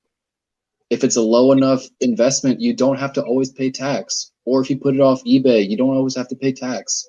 Like, there are ways to like snake around, and maybe like, all right, on a Roth like IRA, you don't pay tax, and like on a 401k, you don't, there are like ways to do that, but like you're buying something on the internet or at a card show, like you don't pay tax on that. And it's shown to be a resilient market. The hobby has continued to grow, even when it's not growing fast.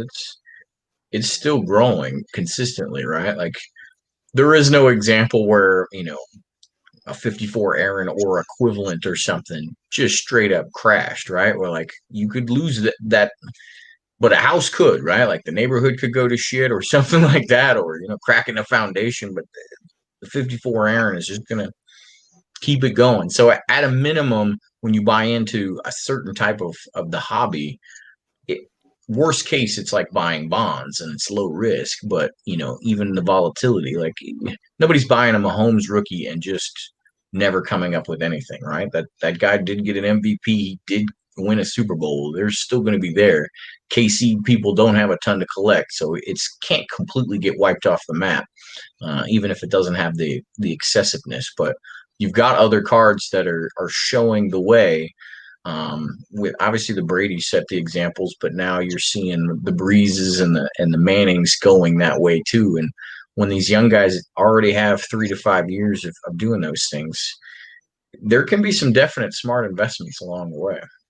I think you're correct on like Manning. I think the next one that would take off.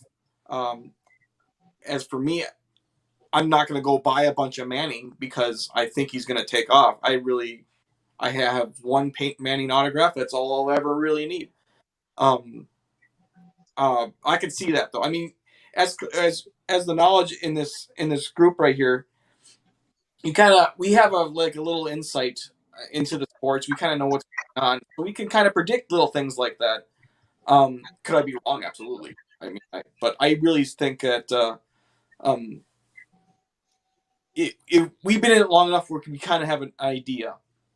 Some of these people coming in, instead of buying that house for $80,000 or whatever it is, they go and take some money into this.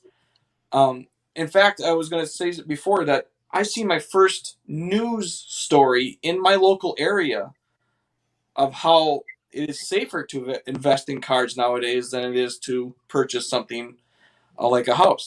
Realty is, why would someone go have to do that when you already know what the card is? It's small, compact. You don't have to fix it, like a house would, So I do see a lot of investors coming into the hobby with that attitude because it's so safe, but there's so much money can be made off it with the right stuff.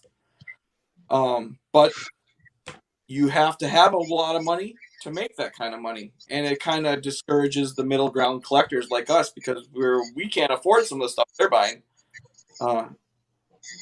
It'd be like the vintage mantles or whatever. I can't touch that stuff. I don't know anyone that's personally a mantle collector. It has them all in great grade. So, but there's people that will see that and then will jump on that stuff because they can. Oh, I'm trying to think of a card that we just went up and up, as vintage, and there's probably many of them, but they bought something 3 years ago for a price and it's selling for 10,000 more from 3 years ago. That's a big gain on investment. Bill Russell, rookie. Hard because I really that's true. Bill Russell's gone ballistic, right? You could say that about Mikan, but those things never come up. But Bill Russell, Wilt Chamberlain's, those have gotten real crazy. That 50 because that one Russell, I don't know what the pop report is so limited and everything like that. You're right. People were buying that for 4,000. It's 25,000 for, average grades, sixes and stuff like that. So that's a good example. Is that a tall boy card, the one you're talking about? No. Because they're 57. It kind of looks like 57 Topps baseball or something like that to a certain degree. 57 basketball. It blows my mind on some of that stuff where they're coming into that. There's so many different kind of cards to collect, but these people are not collecting them to collect them. There's some people that are in it with the greatest intentions, absolutely, and some people that, but I see a lot of that stuff where we're not going to be able, as regular card collectors, not going to be able to touch that kind of stuff. I mean, if we do, it's because we found it somewhere in a wall, instead of being insulated. I've heard stories about that too, where cards were pulled out of wall because they were used for insulation, like with newspapers and stuff. but yeah, it would have to be like a fine before we get to have any kind of. Yeah. Thankfully, I never collected most of those types. When the rainbow prism camouflage refractor of somebody that's numbered to 25 or something, that was never my niche or whatever. So grading is actually how I created the rarity in what I collect. So to me, 1994 tops PSA 10 pop one. That's the type of rarity I like to go after anyway. So thankfully they didn't price me out of those because I could still slab them to them for the most part. But um, yeah, I don't know. It's weird because some of these things are getting snatched up off the market or whatever. We'll see what the catalyst is for if they all find the market back, at the same time or something. Um, that's yet to be determined. But yeah, there's a lot of dudes just buying these things and tossing them in a safety deposit box. And we'll see what happens with it long term. How much? How much do you guys have bought of your collection was already slabbed? A lot. I mean, I have a lot of both, but yeah, I got admitted to allow, but I got like 5,500 slabs or so. Um, I've subbed. Nuts. That is so I've much. subbed maybe 2,000, but Yeah. I haven't kept all of them either, right? I've sold some of them. Some of them just got bonehead grades that I just tossed it out or something like that. Put some in care packages, so I don't keep all of them or whatever. But there's some cards. Guys our age were probably going after 90s cards and stuff like that, I would think. And I just know for a fact sometimes when I see a card and it's a mint 9, like I am not finding that card raw for better condition than that. So do I want to buy it raw, save $3 and get a 7, or do I want to pay for this PSA 9 right now, and pay a couple extra bucks in the short term? So I buy a lot myself. I buy so few because not a lot of people the cards that I'm collecting, not a lot of them are already graded. I do a lot of firsts and a lot of stuff. I'm very proud of the fact of I got the 2001 Passing the Torch Bart Star. I was the first one to get a 9.5 on it. And that card was at the time 16 years old. And there's the first, I think, 100 are autographed. Or I think it's the first 100, or maybe in the first next 50 were redemption replacements. And it took 15 years for someone to get a grade on that, and then within the 5 years after that, I think 8, 9, maybe even 10 more have graded 9.5, 10s. So it's that happens a lot though.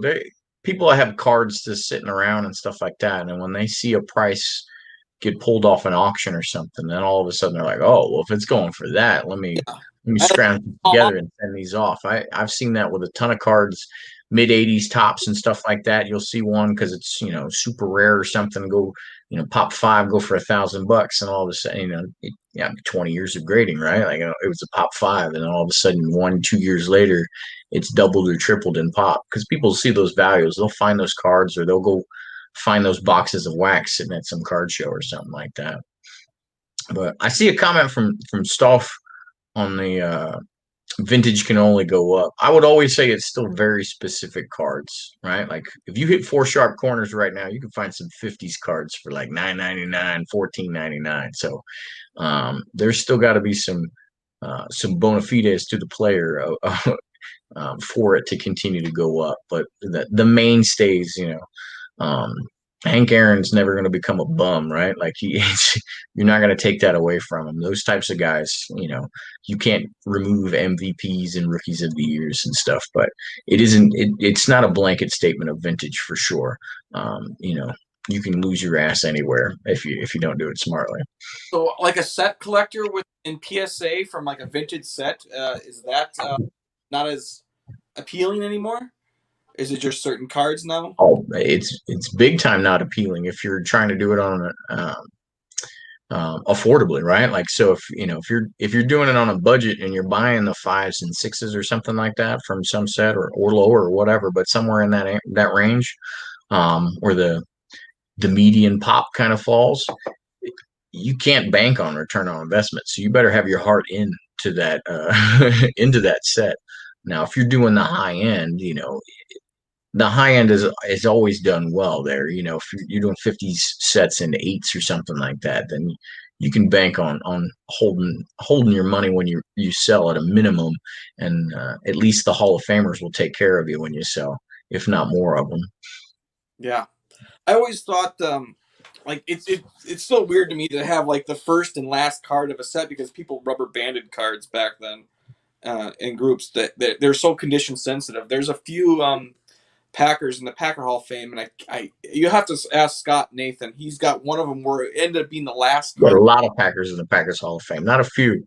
Well, there's one particular card where it ends up being like the last card of a set or the first card of a set. I can't remember which one. It's a Buford McGee, I believe is Yeah, the 48 Bowman guy. right, and it's Yeah, incredibly tough and rare to find that kind of a card in good condition. So I mean, the player not so much, but the fact that it's so condition sensitive, it still boggles my mind for stuff like and that. an ugly card too, right? But yeah, did we lose Brian completely, or what happened to Brian? He just took a hydration break. That's all. Oh no, Brian, I don't know where he went. Yeah, he's supposed to be hosting this, but we'll keep it rolling, I guess. I was wondering. I thought it was just me. I don't know. Like I'm like, am I hearing him? But no, he looked. Trying to read questions now. Prices now inflate again as PSA removed economy slabbing option. Yeah, I think so. I mean, in theory, people sub less at those price points, um, especially certain cards, right? If the key card, yeah, people are gonna keep subbing that, but other than the top tiers, you're gonna see less, and then people are gonna, well, crap, I don't want to sub it. I might as well just go for the guarantee, and that's been driving. It's going to be a premium on PSA 10s for sure with the weight and the prices, and even nines, I mean, we see it, right? They're doing solid. I don't see that course correcting. I said before the PSA 9 is like the new 10 because it's going to be It just is, yeah. And people are all unhappy when they get a 9. Now I'm like, just hold on, you'll be fine. You'll be fine. Yeah, because there was a time where you didn't get return on value, even if you weren't selling, you didn't get return on value on most cards unless you got that 10, right? But now you're pretty much guaranteed to get that return on value on a 9 if it was a relatively known and decent card when you sent it, right? Mm-hmm. Unless it was just some obscure thing for personal PC, you're gonna get that money back. So the 9 is absolutely the new 10. I always got worried when I'm like, oh man, this is 9 and kind of disappointed. But nowadays I'm like, oh shit, 9. All right, that's not too bad. We talked before when Brian was here. I said I think what they were doing is grading quite a bit tougher, and it's I don't know if it's on purpose or not. I think it kind of is. But yeah, I mean, it comes with anything when you're given a score, if you're a judge or anything like that, when you're doing those types of things, we call it Santa Claus or something. Nobody wants to be known as Santa Claus for those types of things, especially when you're the new guy, right? So you're always a little bit, and you don't know enough about what you're doing. So in this case, grading, you don't know enough about what you're doing to take a risk. And to some of them, it's risky for me to say that this Prism card is a 10. There is zero risk for that grader to say this is a 9. Now, if I'm the new guy, I got a supervisor looking over my shoulder or something like that, and I'm churning out 9s and a random 10, I'm probably going to be all right until I get enough reps in where I get a little bit more comfortable with what this actually is or not, right? It's a lot safer to give that 9. Yeah, I've seen that in.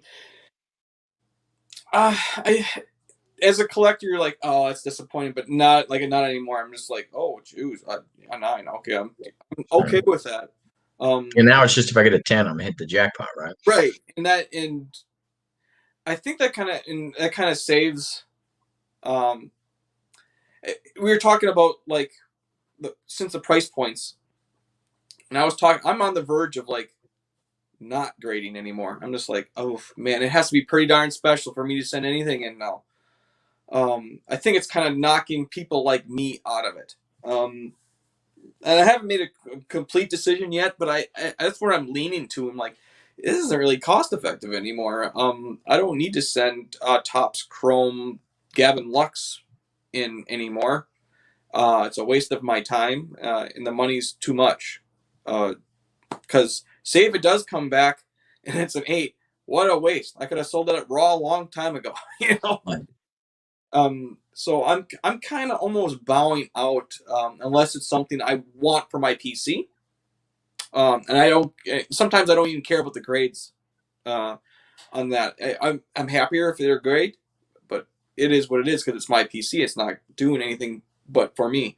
And but if it's anything else, I'm just like, well, I'll just sell it now. I mean, let someone else deal with the problem of the time and the money wasted, because time is money too. So I'm kind of on that verge of trying to make a decision. I can grade still, but it's just going to have to be for me.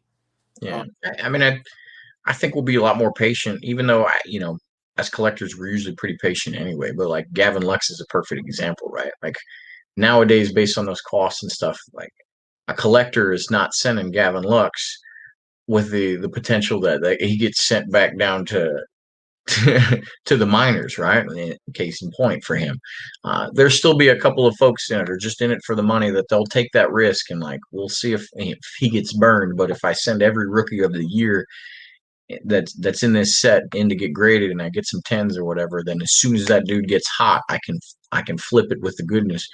But the vast majority of us, I'm just going to be sitting on my Raw Tatises and Jordan Alvarez and stuff like that. And, when I normally wait maybe 2 years to see if that person's going to pan out or something, and that's going to be something I want to have in my PC, I might wait 3, 4, see if I get an extra all-star out of it or something like that before I say, all right, seal the deal. I'll send this card in. I had a question that's like, since that's not my normal way I collect them, I don't find as much joy as of getting that stuff graded, because I know it's not staying with me, because I'm eventually going to find a way to sell it. So I find more joy in just doing my stuff that I normally do now. I have to do that kind of stuff because there's money to be made, obviously. But I'm finding less and less joy of like finding some product that I get it up for a cheap price and then opening it. I used to never be like that. I don't find any joy of. I find more joy just sticking to my certain small collecting ways. I don't know. It's something maybe once I get through the stuff that I have, I think I may be just done with and just can just totally sell out of all that stuff. But I don't know. I mean, what I enjoy is Hall of Famers, my Packers, and my set. That one set that I do. I mean, I do a couple things here and there sporadically, but a lot of the joy is taken away because of the time and the money that you waste on getting something graded. It's fun to sell stuff. You don't get me wrong. It is fun. You're like, oh, I only paid so and so for this, and look, this is what I got for it. It is fun for a while, but then you're like, oh man, it's almost too much work. You're like, oh, I like relaxing, buying the stuff I want. If it's slabbed already, great. If it's not, whatever. What do you think, Dave, about that? Is it when you do sell your stuff, are you finding like very rare, but do you find joy in it? Is there just you're like, oh, this is just a hurt? Let me hit the red. Sure. For me, when I can sell stuff, because most of the time, as I don't want to sell. Mm-hmm. But that opportunity to sell a bunch of that basketball stuff back in August, when I added up approximately what I had into it, and then when I got for it, my mind immediately thinks, okay, this stuff's been sitting in boxes for up to 4 years. Not seen a light. Yeah, I'm like, obviously it matters to me because I got it, but at the same time, it's not something that's a John Johnson 101 where I'm very excited to get it, and I'll pull it out once in a while. That's what she said, and then to see like, hey, this is awesome. It's all stuff that I don't care about. Now, are there like key cards in there maybe down the road? Sure. But at the same time, what was I able to get before that? A ton of stuff that I really wanted. Oh, So that's where I think like I'm like, okay, if I sell this for X, I can start like knocking certain cards off the list, like that Ripken Elite 92 auto. It's like that I could get any other Ripken I wanted. I paid probably stupid strong for it, but that was the Ripken auto I wanted. Crisp auto from one of the most iconic sets of all time. Again, that's what I wanted. You can get that Leaf stuff for 60, $70, but that's not what I wanted. And by selling all that basketball, I was able to get stuff I didn't really think I was able to be able to get down the road. Well, was there other stuff that I wanted as well? Sure, but at the same time, I didn't want to spend. I'm sure I regret it one day, but I want to get that '93 refractor of Big Hurt. That would have been one to hammer out too, but 750 or so, and then that was like the low end, and everything else is above $1,000. I'm like, I didn't even spend $1,000 on the Lombardi auto, so I'm like, I can't justify that in my mind. I can't see if that Lombardi auto came up at auction again. I don't see it selling for what you got it for ever again. Not No. in this market, never. I could, you could feasibly, unless one shows up, you could probably say it's going 15, 16, maybe more. So it's so weird that you got that at like the perfect time, because if you would have waited, you would have never got it for what it is. I had to talk you into it a little bit, but yeah, we got you there. I was like, it was such a weird auction because the first price was $900. The opening bid was the end bid and $900. I'm like, that's what I love. I love that scares people away. It does. If it's a card that keeps the riffraff away at that price, then I'm in. Because I mean that's something you're gonna look at, but I mean it scares a lot of people away because they think, well, maybe I can get it for like 400 or 500. But you see a realistic price, I mean right away, I'm like, okay, then we're gonna look at it, and it ended, I think, like at a Monday, early Monday afternoon, like at 12:30 p.m. Stop work just to make sure you bid on it. Yeah. Even if it doesn't have a high start, that's kind of my strategy anyway. Like everybody's got their own thing, and some people just wait till the absolute last minute. But if it's something I'm interested in, and even if I don't fully expect to win, because it'll probably go behind, I just put in a solid bid right off the go. Like, let's weed these fools out. Everybody that's just clicking in so they can watch it or something, and it's in their their bid list, but they never have any intentions. All right, if it's $1,000 card, let me toss 600 out there anyway. It's a steal if I get it at 600, but I also scared every fool away, and so we don't have these 27 bidders at the last minute. I can't see myself ever not bidding to the last 2 seconds of an auction. I can't, because there's so much rampant. It's say if I put a strong bid on it right away, I have a feeling that someone else is gonna just like cram it up there, up and pass, because they just want to see how high I bid. So I don't do that anymore. I stopped. I gave up on. Well, that's why I wouldn't recommend going all the way, right? Like, don't go all the way to what your limit is, but get it up there, and you can at least get some of those out. But yeah, at the same, just like anything, at some point you got to just establish this is what I'm willing right here, like and don't chase it or something like that, because you can in those last second bids just get caught up, right? I get competitive sometimes. I got to push away, like, all right, let's, I just lost those last three auctions. Well, this one's mine just for the sake of winning. You got to be careful about that. Was there a card that you guys were going after that was, I don't care what the price of this card is or is going to end up being, this card is mine no matter what? Your end price was like insane for your. Was there anyone? I mean, I've done that a couple of times myself. I said, I don't care what this ends up being. This is my card.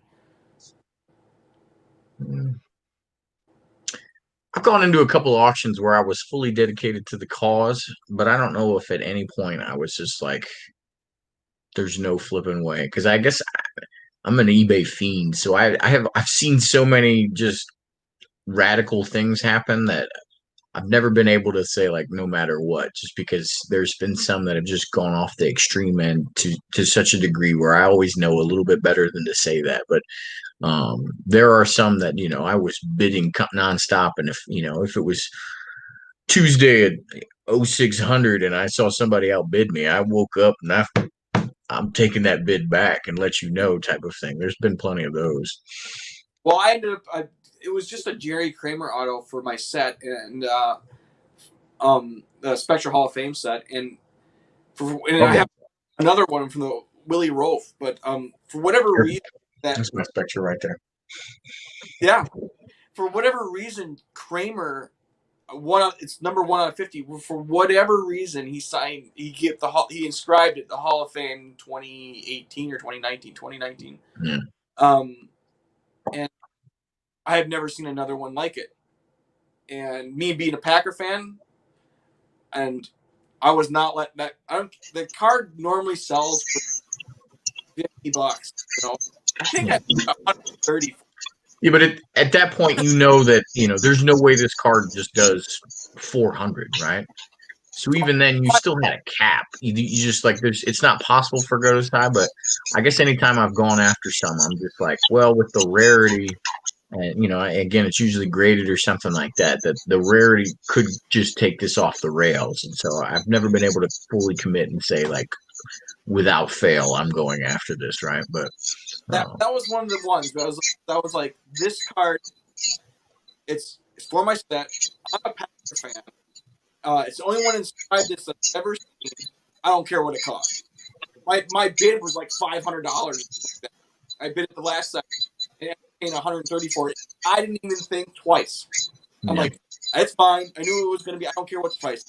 Just there's a few times that I've been like, I don't know about you, Dave. When I do say, there's very few times, but if you had a card that you were just not going to let go, no matter what it was. I think the last two that I can think of were the Josh Johnson. Well, one that I'll show off the video at some point, but it's a 2011 Super Fractor. The same guy that had the 2014 one had this one. No kidding. A couple of months apart, but he collected, I think, Super Fractors. He's had a lot of other guys on there. So I put what I thought was a strong bet on the one 14, and it was like 135. And I bid, thankfully, 10 seconds left because I'm like, I don't want to lose this at the last minute. Somebody outbid me. So then I put like 250 down, which is a stupid number for any Josh Johnson. Yeah. Absolutely asked me. And I went to like 154 or whatever it was. And then this one came up, and I had talked to, I think, Michael. I don't know. I'm like, I don't want to regret this thing. And he's like, he talked about a clay that he had regretted, the optic refractor, whatever, auto to the 101. That he's like, I didn't want to pay the 50, 75 points. I wish I didn't know. And I said, I know what I'm going to put down on this. So with whatever time was left, I'm fairly confident nobody's going to be higher than me. So I put like 285 with like 3 seconds left, and I wanted 7. So I was very happy with that. I was expecting to pay like another 150 for that. Yeah, I can't probably tell you how much Josh Johnson I paid just idiotic money for. And now that the collection, there's still a lot of it to do with it. On the low end to like really sew up the rainbows and stuff like that.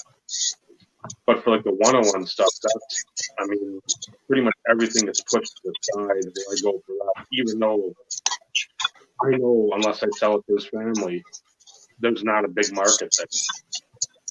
But I've dug such a deep hole that I can't give a passing of 101 deep space. That's like a true obsession. I remember telling Mike,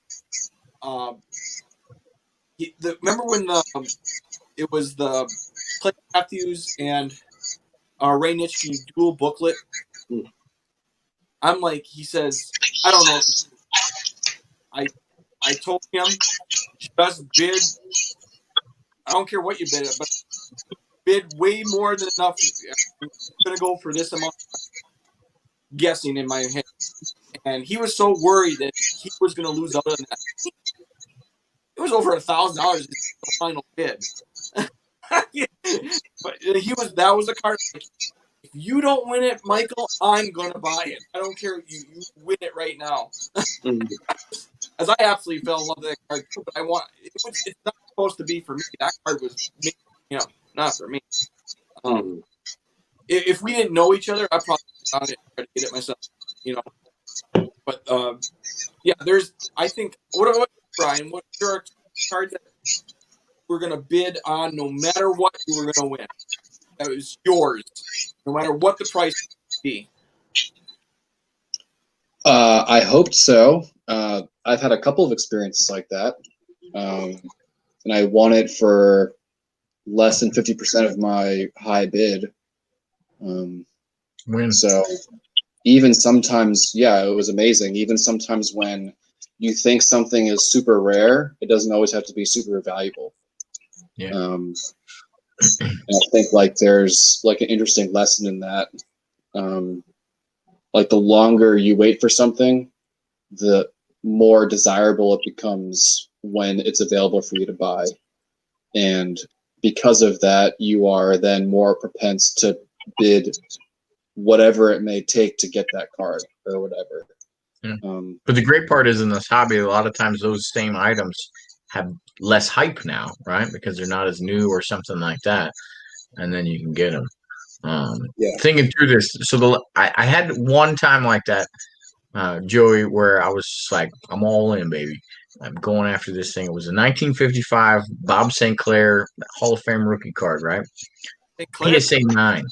I had an 8, and that's pop 3. And now, how much would that be more in your registry for that difference?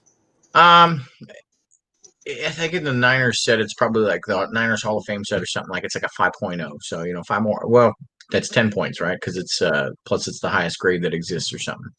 But it was a matter of principle too. I don't ever want to get past in that set and things like that. So I was like, man, I'm going after this card. And no kidding, I'm thinking, this guy's a lineman still. Like, let's be realistic about this. and he's always quiet. He's never done any of the shows long term or anything like that. So he doesn't have a following or anything from years later. And I was like, man, I just got caught up, and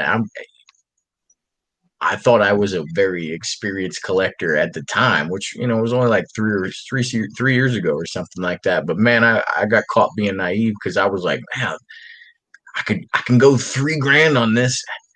Man, that's a lot. But that thing went for well over $7,000, and I was like, whoa. And so at that point, like, the light bulb went on. Like, when you get into a certain realm of things, like, let's just be real about what's going on, and so I've always kept all of the other things subsequent to that in a little bit better perspective, based on, like, you just can't chase things for nothing, right? Because I'd be mad at myself if I bought that for $7,000. I would just be pissed about it, especially an upgrade. Nobody loves to upgrade, right? Like, where's the fun in that? But it's interesting me because that's the kind of stories that I love hearing as a collector. As me for talking about the business part of it, it's not as there is business parts of it, and that's for me. That's kind of stuff is what I hang on. The stories of the battles, within the hobby, because when you guys were telling your stories here, all it is just a big smile, grin on my face. I live on that stuff. And I think that's where a lot of people are like lacking. They see all business in it, and it's not. Yeah. Well, that's why we're in it. The chase, the thrill of the hunt, right? Yeah. That's where the enjoyment's, a lot of times it's just that journey. It's not just, oh, I have this piece of cardboard now. It's all of the things that go along with it. I can basically tell you almost exactly what I bought something for, a certain card, where I got it from, the people involved, the people around me, or the people I talk to. I can tell you everything about it. Everything if it interests me, I can hook every memory to it. Stuff that happened 10 years ago, I can pull up out of my memory, like no problem. I don't have as much volume as you or Dave. I know that for damn sure. So it's probably a little bit harder for you. But I, I'm story bound. That's the stuff that keeps me going. Every card, and Dave has said it many times before. Every card has a story. Every card has meaning to everybody. If it's just an arbitrary piece of cardboard, it makes no sense to do it anymore. At least for me. If I find no joy in it, I'm not doing it. I've been finding joy in card collecting since I was since 1988. I had to take a break when I had no money in college era, but I think everybody, yeah. So, but I got interested in back in 2004 again, and I graduated high school in '97. So there's that period of time where I really wasn't, and I missed that period of time. That was a good era of cards between like '97 and 2004. But there's been cards in my life, and it brings back to when I was a young kid, where we were trading Frank Thomas rookies and stuff like that with my friends across the street. I get to relive that every single day as an adult. Come on. What's a better time capsule that going back in time every single day is just like doing this stuff. But a kid, this hobby, that time, this hobby wasn't made for adults. Now it is all adult. We grew into it. All the kids that collected back then, we kind of grew into it. I don't see many young people having this kind of money to fork over a lot of this stuff. They try. There's some people I've seen a lot of young kids just spend all their money on this stuff, and it's scary to me. I've known quite a people in the hobby that spent way too much and put themselves in debt. So it can be a addicting thing, but you don't have to make it that. I think that's one of the big questions of now, right? With this, because with precedents that we've seen of other markets that have done stuff like this, we're all assuming it's a bubble. I still don't know about that one or whatever, but it's yet to be seen how many people that have bought in all these cards and raised these prices up, did they go into debt? And then when do they hit their threshold of debt that they start just, if that's the case, they flood it back? I know that there's clearly been cases of that. I mean, I don't know if B. Roth, you're still in there, but that Topps Project 2020 group, there was a good number of folks that did that one. And I think the ones still left in the group, or at least it was low enough where they're able to openly admit how much they took that big old L on that. But there's some folks that have, for whatever reason, thought that they were savvy investors on day one of the hobby, and they're in a hurting right now. You guys, someone's gonna have to explain the Project 2020 to me, why it got like popular for 5 minutes and then it just, I haven't heard from it again. It was like 15 minutes. I'll give it that, but I was like, huh? Me, it was, it was a little something different, a way to grab some cards or renditions of cards that you'll never get, right? Like 52, Jackies and stuff like that.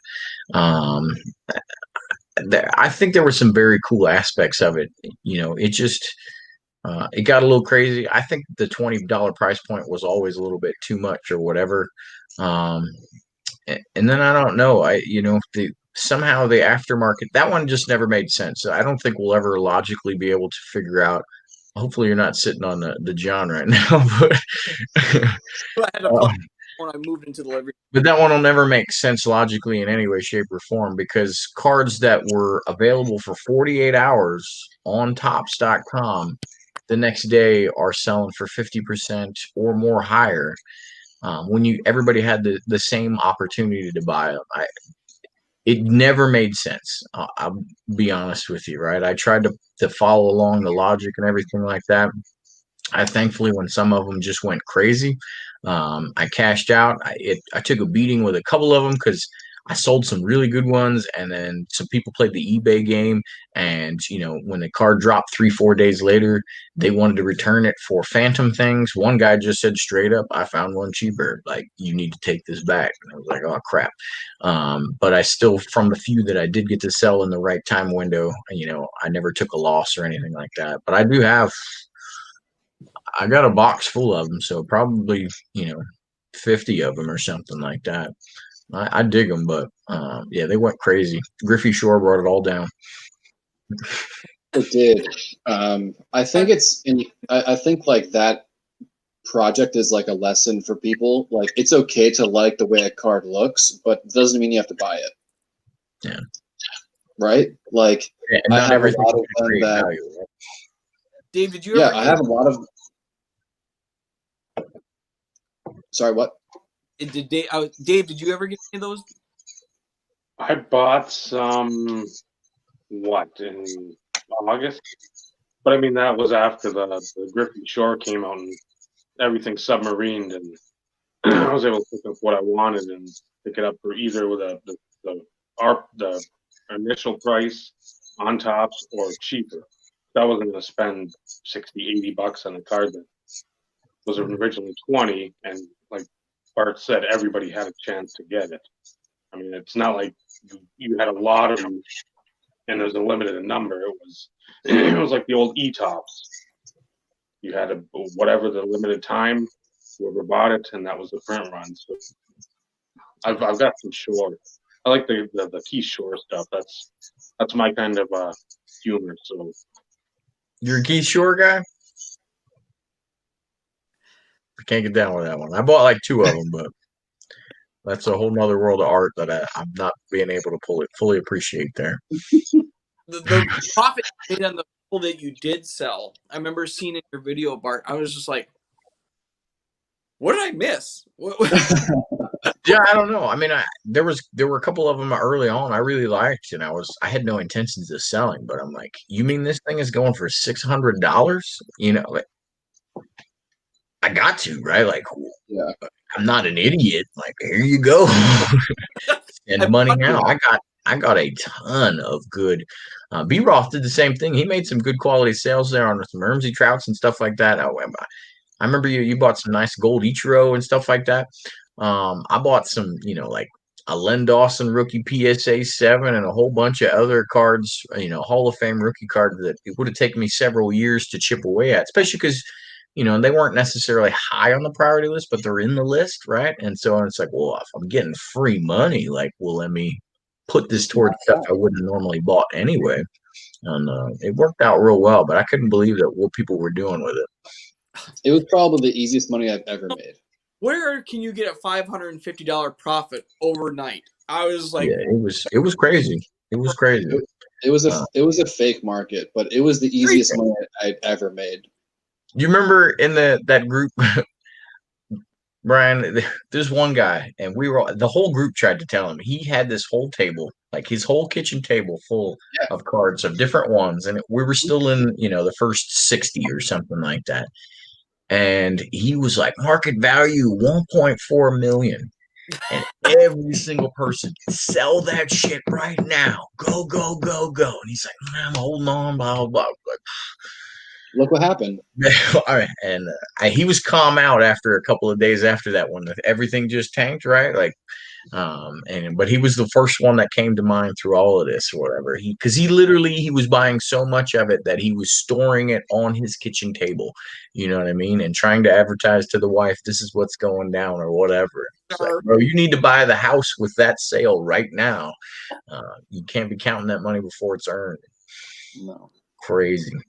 and was he buying them at the prices you guys were selling them to in that group, or was he buying them for the retail price? He was buying them retail because when you did bulk and larger bids, it was cheaper, right? Like if you bought one, it was $19.99, but it went incrementally down. So I don't know if like at 10 you were getting $15 and stuff like that. I don't know how far it went because I never bought in bulk. Like I was literally just buying for me. So I only had one of anything. When I had to sell, I was like, well, that was the lone one I had, but I'm gonna take my $600 profit. Yeah. I'm sitting here looking, I'm like, I must be, because I thought it was really, really dangerous to like buy one at that point. I was just like, I don't know if I could even do it. I don't think there would be any available. I mean, at the time I'm looking, I'm like, I must be stupid. I don't get it. I mean, it was literally cardboard futures too, because nobody had these damn things in hand, right? Yeah. It was they were coming out decently paced until the Griffey Shore went with a print run of 99,000, and that set them back. You know, they were 5 weeks behind at that point. So you were buying cards that the seller didn't have and wasn't going to have for a number of weeks too. Brian, I don't know if you're still tracking it, but they have artist prints now. I did see that. Out of but they're 99, out of 99, you can get the artist print big old thing, $399. But most of the people in the group are you know, like, I will be happy to pay $50 for that in 4 years. You know what I mean? Yeah. Which I will. I might get one of those in 4 years, but for $50. But I ain't paying $400 for that. And they sell an artist prints of that are even more ridiculous. Topps made a shit ton of money off of Project 2020, but so did all the artists too. Yeah. I mean, it put them in a panic though. They got their ass handed to them a little bit because they had to scour the entire world for magnetics and things like that, right? we were getting magnetics in different shapes and stuff like that for a while, and there was zero quality control for a long period there. I mean, people were getting other pieces of paper or full sheets of other things inside the magnetics. The cards were upside down, backwards, shapes, hairs inside the thing. It was madness. Oh my gosh, I'm kind of glad it didn't. That seemed like for me to get into that would have been way too high of a risk, and I wasn't like, it doesn't even interest me. Yeah. But I seen all the money. I don't know how this, and then the first thing I said, I don't know how long this is going to last. Obviously, for whatever reason, you said 400 cards. the Griffey Shore, whatever that is, I don't even know what it is because I am not interested in it at all. Mm-hmm. But I was like, something's going to bring this down. There can't be this much demand on every card, is there? I just couldn't see it. Well, Dave's a Shore guy. How many Griffey Shores you got, Dave? Just a couple. That's it. I want to save some for everyone else. Yeah, I got mine. I mean, those things were on sale on eBay as coasters. A couple weeks later, like 4 for $14 or something. They were selling coasters. Yeah, I got one. I literally, when it came out, I was like, "That is a hideous card. I hate it." But there's something about this thing, like it is going to be I wouldn't have said a pinnacle moment at the time, but I was like, "This is a key somehow card in what's going down." And I'm gonna get one. Is it like everyone thought that too? Like passing a car wreck, you're gonna have to watch it. Well, some people thought 1,000 of them was a good idea too. I don't know. I was just like, I'm not smart enough to get into this. That's what I said to myself. Don't get over in my head. Yeah. Sticking to my wheelhouse, because a lot of the stuff I do is very thought out because I lean on a lot of people in this hobby to make sure I'm doing the right thing. As if it's not in my normal, which is a lot of things aren't. Say if I have to buy some hockey cards, am I doing the right? I always go to my hockey guy and say, "Is this the right thing?" Just stay out of hockey altogether, and you'll be all right. Yeah, well, yeah. Just as an example, today I had to ask Pokemon, my buddy. I was like, I don't know what I'm looking at right now. You gotta let me know this Pokemon stuff. I have no idea. I had some slight idea, but he was telling me this is worth this. You can sell it for this. I'm like, oh well, I better buy that then.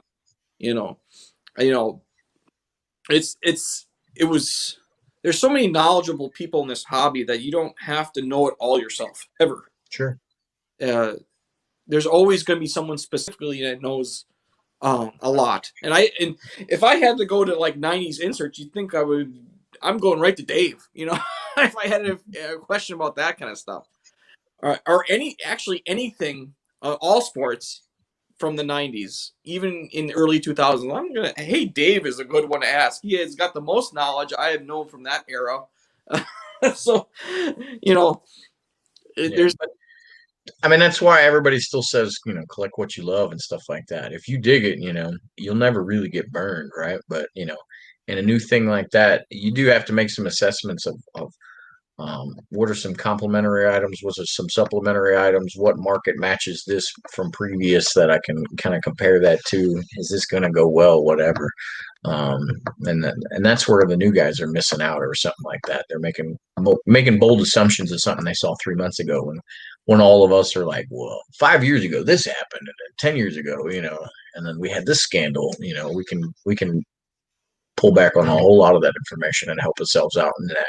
And then for you, obviously, that some of that came to a degree where you were just like, let me back off, right? Like, even not knowing specifically, you've been in around it enough, like, let me pump the brakes on this and watch somebody else play it out or whatever. And I knew that too, to a point where I was like, I am not buying more than one of anything, and I better like that thing, right? So I knew I wasn't all in because I'm not getting the Shores. The Old Man Allens have come along, but they were horrific at the beginning. And there was a couple of artists, it was just like, you didn't put enough effort in that. Videz, right? Like, the guy's just Black Sharpie in it or something like that. I was like, all right, well, that's a bold move because that's a card I'm not going to buy of the actual one or something, but I can Sharpie something too. It seems such. For me, I'm not an artsy kind of a. With a lot of those cards, I was like, this doesn't even appeal to me. I can't get into this. But you like design. You like a good card design. I do, but not as far as the most like I like matte finish kind of cards, but like for like the weird arts cards, that's more Michael Phillips loves that a lot more than I do. If it's for me, I like the older card designs, but I looked at some of those. Just out of curiosity, I just looked at a couple of on eBay. I'm like, I don't see it. I don't see why this is so much. Maybe I'm blind. Obviously, I was right in the long run, but because if I would have gone into it, I would have probably got a bunch too, and then like it would have fell out on me. I'm not that.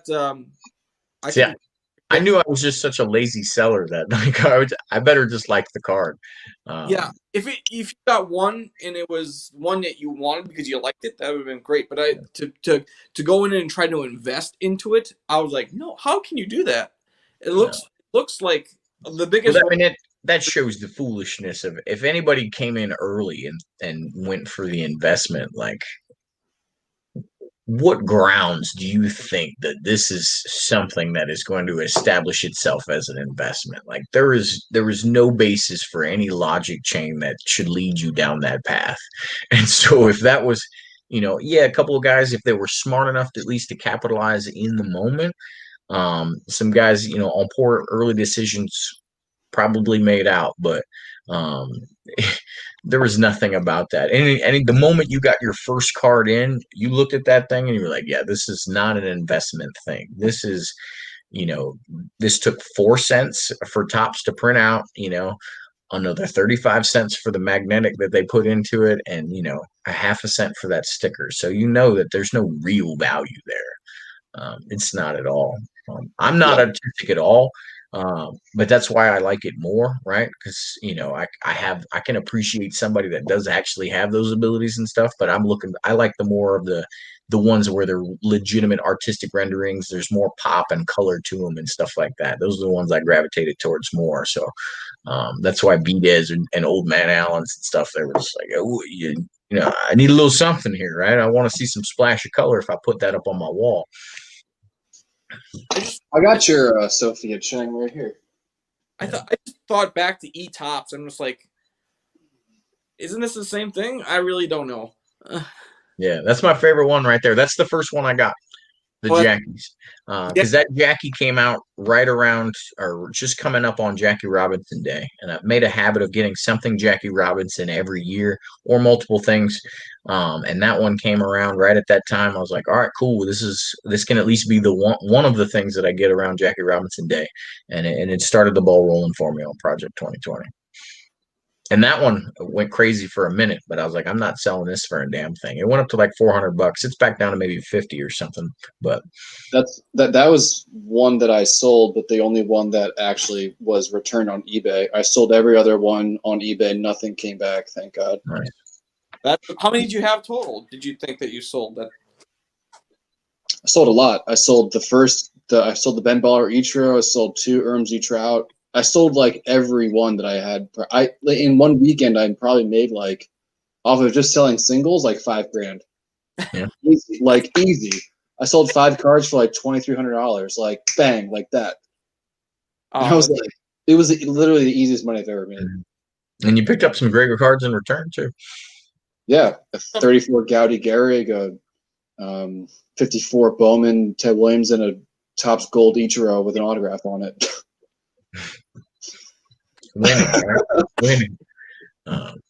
Yeah, I only sold a couple. I think I sold them for like 2,600, and 2 of them came back. So, and I already spent that 2,600 because it had sat there for a couple of days in the PayPal or whatever. So, I think I ended up making maybe 1,500 off 2 or 3 cards. That was it. That's all I really sold because, yeah, it was just most of them. They came back down before I had them or something like that. But I was still damn happy because I don't think I've paid that much yet for all of the ones I bought put together. How much of a heel you think right now if people actually bought them? How much they must be kicking themselves. No, people tried to return them, and they did. eBay has no protection for the seller whatsoever. I was real salty at eBay for all of that. Them, and they bought them, and they didn't return them to you. So there's some people out there that actually bought them and have them now and paid a price for them. Yeah. How bad do they have to feel? I don't know, but we call them adults because they actually owned up to their mistakes, right? Sure. A lot of people that I'm an idiot. just threw their integrity out the window and just made up some bullshit about a scratch on the back of the card or something like that, so they could get their money back. And eBay had none of it. Like they completely side with the seller. Like as a side with the buyer. As a seller on eBay, you have no protection against anything like that. Nothing. Yeah, it's solidified for me whenever I do get around to selling a bunch of stuff off for whatever, for retirement, or some kid need to go to college or some crap like that. I am using a consigner because I am not playing that game with that volume of cards. If they're just going to fold on me at first glance like that for no reason. Yeah. If anything ever happened to me, and I've talked to a few guys, I also put like everything I listed when I do this on eBay. It's like I forget. I put like a very good, which is a couple of levels down of condition. I don't bother putting anything new or mint or anything like that. Just put that one down. I have a caretaker for the stuff of mine. So I said they can sell this, they can sell whatever it is. So this is the stuff they can't sell. I have a stipulation in it. But I said you're going to give these certain cards to a person so they can sell for you to get you the money. And they said they would do that. Of course, living wills change all the time where you can do that. But I said, I don't want my older sister to have to worry about selling stuff on eBay when she has no experience doing it. Yeah. I'm giving that project to someone else. That's everybody's fear, that their wives and girlfriends sell it for what you told them it was worth, right? Or what you paid for it. They first of all, they don't know how to, they would get all these returns. They don't do this kind of stuff. I'm going to give it to someone. But that's how half of us got our start, right? We got something like that from some yard sale because old man died. And the old lady had no idea what she was sitting on. I was like, yeah, let's shave a couple bucks off of that, and I'll buy it off of you, no problem, right? And you sprint to the car. Yeah. I don't think I've ever found like a Brian Croft kind of flea market, but I definitely keep looking. Like a card show tomorrow that I'm going to be digging hard on, and I never dig for anything. I'm gonna find this flea market that Brian keeps going to. He comes back with some good stuff. Yeah, these aren't the flea markets I'm used to. What the hell? I've never seen a Topps Kobe rookie at a flea market before. I haven't either. I haven't found that. I did find a Brady rookie though, and a nice Trout. You found and a binder full of 60s. Wow. Yeah, I've had that's some good flea market buys. yeah. I don't know what kind of flea markets are over by you, but we don't have that kind of flea market around us. There's no You way. just gotta ask. I ask when I go to something like that. I literally ask every single dealer because you trying to look for a dealer that doesn't know what the hell they have. I've run into that with certain collectors. Like you're out there grinding. I got stuff at Got it. pennies for my collection, for, and it always amazes me when they say yes to some of the things that or they're selling it for a certain price. I had some bad experiences, but I also had some good ones. You're like, I can't believe they sold that to me for that. Wow. And it's usually that, like you said, that older person that is either trying to get out because they want to get something else, or someone has already passed, and this is like their wife or their sister or something. Or guys that buy that, like dealers that buy entire estates and Yeah. they've already like made their money like on the furniture, the vehicles, the clothing, the house itself probably, and they're just like, I just need to get this shit out so I can like get more shit. And I'm just like, I'll take your shit. Give me. If you think it's yeah, that's if it's shit to you, Exactly. it's gold to me. Yeah. I mean, Because they're not searching eBay. They're just trying to turn a profit. They can sell you the bulk for profit. It's a win Yeah. for everybody, right? I literally bought I bought a set of 84 tops, 85 tops. It was like completely factory mint fresh for $10 for both of them. The guy was like, literally, he said to me, literally offer me anything. And I'm like, you take $10? And he's like, okay. I'm like, okay. Here's Because my it's heavy too, right? He yeah. doesn't want to keep moving it around. Wow. Yeah. He said anything. He could have said no, but he said yeah. And damn it, I should have offered 5. Yeah. For me, as much as I haggle, I probably would have offered 5, and he would have probably said, "I need 10." I'll be like, "Okay."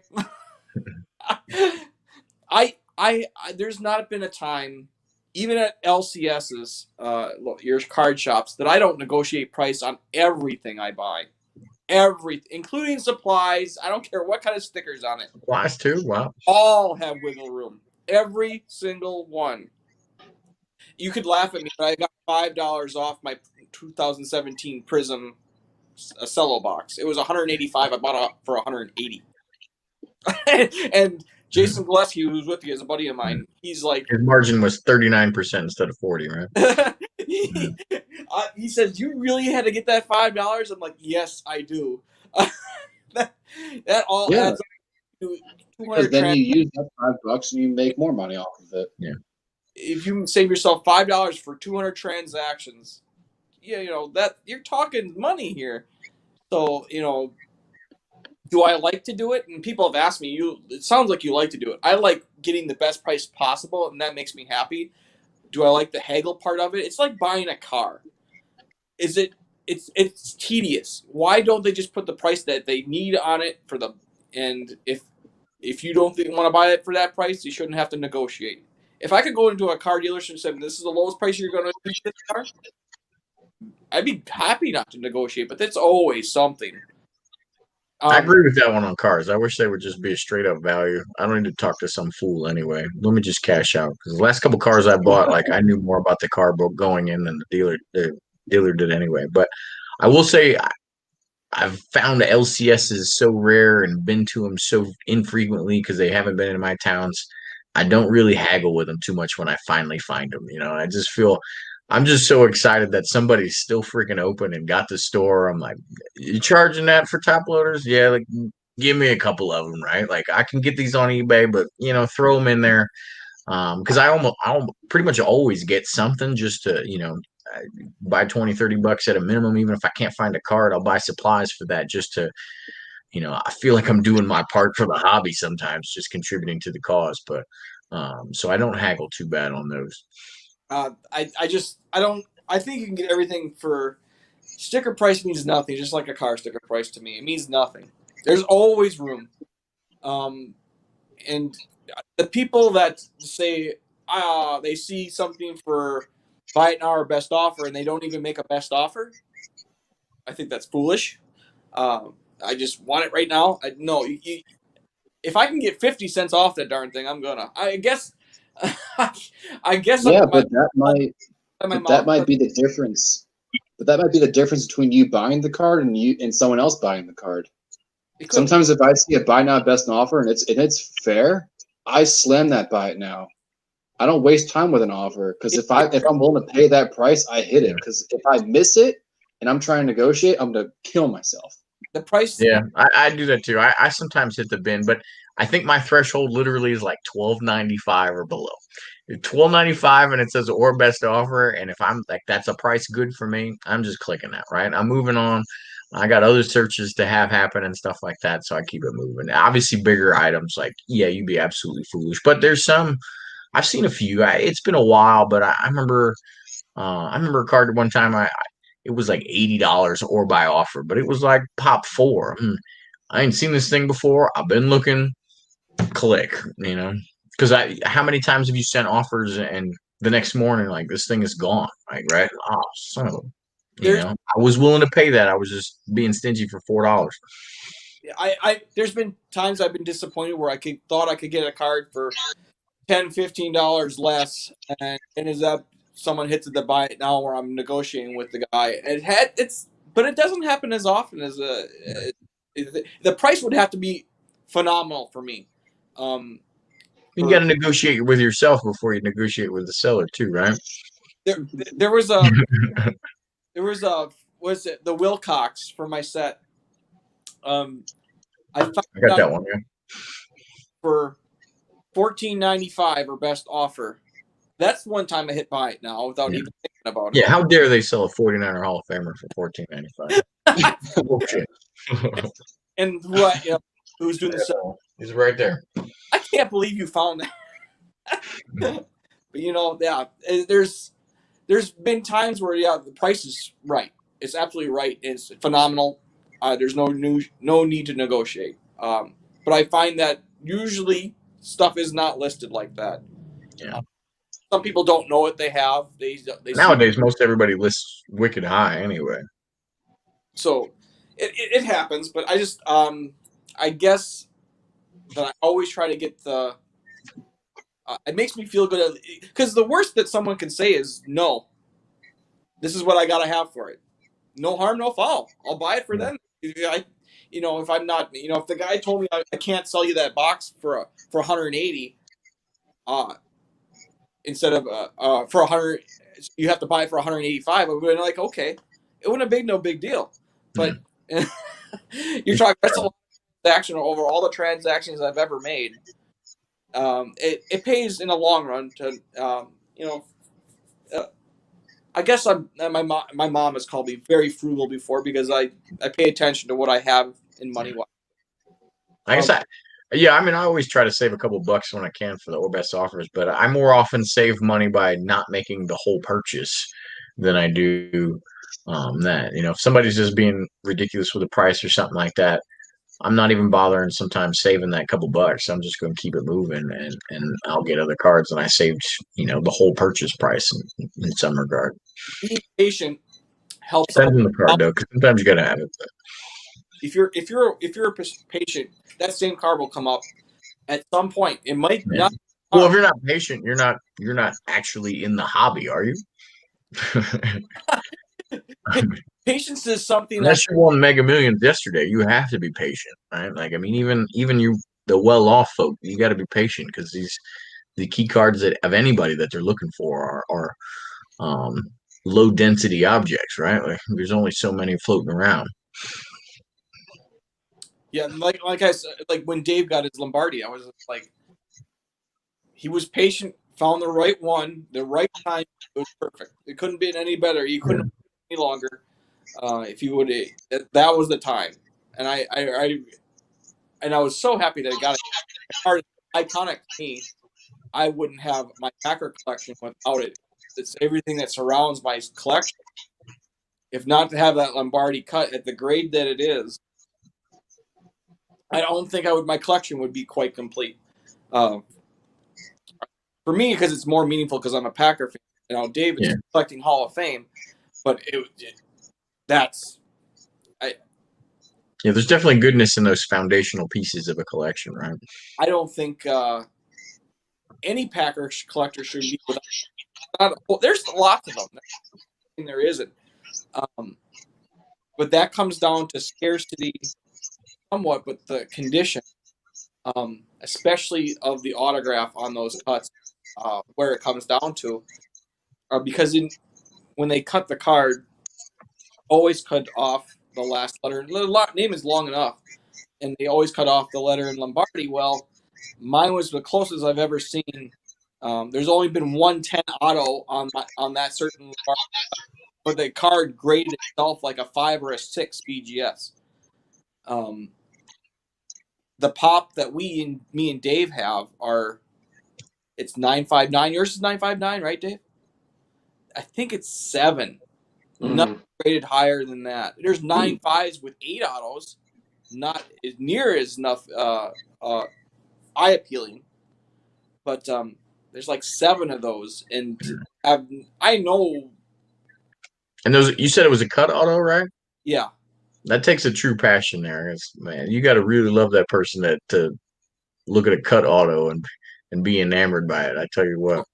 Lombardi passed away with cancer. Yeah, I mean, he has so little, right? So then, like, you have to be grasping for whatever you can get at that point. That's your option. All he has is cuts. So there's so many cuts out there that I'm just like, I can't even stomach. The old ones are done well. Some terrible aftermarket cuts too, right? Where it looks like something they signed a newspaper or something, and I forget what company does that, but they put it in some thick ass thing that's now 180. Right. What's that? The bar? Yes, I've seen that. Yeah, that's terrible. These are terrible. Yeah. Like monstrosities. I've seen where they cut the card twice. It was a cut auto, but they cut the name twice. They put Vince on top and Lombardi on the bottom. Oh, it was terrible. I couldn't. I mean, and it still sold for like $1,000. Shame on that person, right? Oh my god! The company itself, I was just like, well, how could? I think it was a Topps. I think it Topps, but I can't remember. But I just that and I'm like, oh my god, that looks terrible. Yeah, there's so many of them that you could tell whatever the original piece was that was signed, you should have just straight up slabbed that, right? Like if it was a postcard or even a shitty picture or something like that, like just get that thing authenticated as opposed to let me cut this square, do some crappy border around it, put it in a BGS case or something or JSA or whatever and say it's good. Like, well, there's a story behind this cut. It is in our area, in the Green Bay area at least, these were checks that were written out from Lombardi and the president at the time, and they were found in a bank. These were not voided checks, but checks that had been cleared, and they were found in a bank. And there was probably a couple hundred of them. And Upper Deck bought them full. They let some of the employees have them. Each one employee had like 2 of them, and so the Upper Deck bought the rest, and they stuck them in all their Upper Deck's FX and and then the cut that we have. Well, I mean, some of the well-established companies, obviously like Upper Deck, have done some decent things with them, right? There's been some, God, I can't remember. There's been a couple of aftermarket ones that just randomly like tried to carve their niche by doing that stuff or whatever.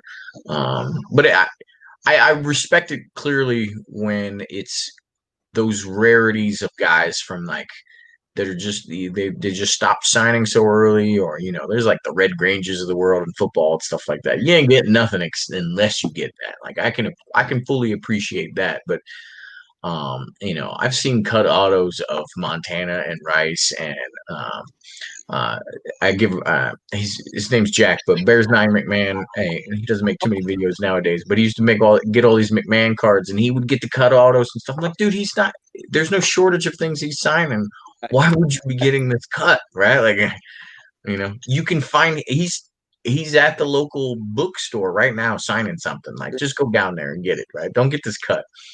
And so he used to jab me when he would buy them and like send me a picture or something. But But if it's so rare that that is the thing, you know, and all it is a check, then there's some great storyline behind that, right? Like it's so elusive. We had to find, you know, how he bought his first car, or you know, the contract he signed, or something like that. Then that's another level of cut. Then There's like, if you're telling me there's about 3 different total Curly Lambeau cuts, that is like the prize, and I know where 2 of them are.